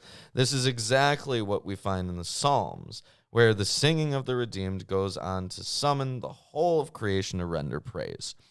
The terms are exaggerated. Nonetheless, they are based on the belief that holds true for the whole of the Bible. In the mind of God, creation and history are a unity and can never be separated. The book's final words point away from redemption to the Redeemer. In the last analysis, whatever comes about for God's honor, just as all creation exists in order to render him praise. Well, And they don't really say anything different. so along the lines, Yeah, all on the same lines. It's on the same lines. This is actually the end of this commentary. Oh, is it? Yeah, because this is the end All right. of Deutero Isaiah. What did Yeah. you think of Deutero Isaiah? You know what? It was exciting in some parts. It was Same. a lot better than first Isaiah. Oh yeah, definitely. I Because think there first was Isaiah still was some really bland parts. Yeah. first but it had Isaiah was less mostly just woes. Sometimes. Yeah, and I think that's actually the only one here. So we still have we still have other commentaries. We'll be fine. And the thing is, it's only going to be a couple more weeks, maybe 3 more weeks. Yeah, and then we'll be in what? Jeremiah? Yeah, I think so. Jeremiah. Yeah, are you excited for Jeremiah? Difference? No, Sure. don't be. The thing Don't about be. Oh, the thing no. about Jeremiah is by It's a Hebrew. very long. Yeah, by Hebrew word count, I think it's the longest book. Hey. Longer than Psalms. Yes. Oh. It's gonna be better than Psalms because it's not just Psalms. It has a whole bunch of stuff in it, but Okay, well, it's long. fuck. Longer than you remember how long we spent Yeah. on Psalms? Yeah, it took 25 weeks. Yeah. Yeah. It took 6 months. Jeremiah's going to be Lawrence. 27, isn't it? Around there maybe. Yeah, that was my guess. I don't know. Well, I guess we'll see. We'll find out. Either way, thank you everyone for joining us today. We hope you enjoyed the stream. Drop a like if you haven't yet. Subscribe if you haven't. Yeah. Share around with your dog, your cat, your Send it to your church because this is a better Bible study than they do. I mean, yeah, it is. Yeah. I mean, unless you're in like in a seminary, I can't talk, in a seminary, in which case they actually, teach, they cover the stuff that we're covering. So, they talk about textual traditions and, You're privy to a seminary every week right here. yep, there you go. And, with lots of books. If we spoke a few more languages, then we would basically be a seminary, right? Around there. Yeah. Either way. Yeah, I think that's, I said thank you and all that. We also, Check out our Amazon wish list. yeah, definitely. It's got a ton of great stuff, all books, a bunch of books. including there's a Septuagint on there, which would come in Yeah, there handy. is. There is, I There's added, philosophy books on there. I added for some fun. commentaries for Jeremiah, the Hermenia commentaries on Jeremiah. So, if you want us to have those commentaries, Oh yeah, Yeah. Someone out there, get us the Jeremiah commentaries. yeah, those mounds. But you know what? It's going to bring you that good classic content. We also have Indubitably. a Teespring. Yes. Yeah, lots of shirts, wacky and fun on Teespring. They're amazing. Yeah. They will blow your mind. And if you want a chance at winning one every month, you could also become a patron. I think that's the $10 patron reward. Yep. And if you want to be on the show, Like so many of you want. yeah, apparently, you can give us $50 a month, and then you can be on the show once a month and read the Bible. Because that's what we do on the show. That's We read what the Bible. we do on the show. Let's see what else we got going on. Facebook and Twitter, free to follow us there. Is that it? I think is that all the shilling? Yep. At the wish list, the about Patreon, it. Teespring, yeah, all that stuff. 666 donation drive. Yeah, that too. Either way. Thank you everyone for joining us. Yeah, that's all the shilling we gotta do. And until next time, we will after you swallow. See you on Friday, and but then also Sunday. because this show's this twice a week. We do the thing. Wow. See you then. And then eventually we're doing the Quran. Okay.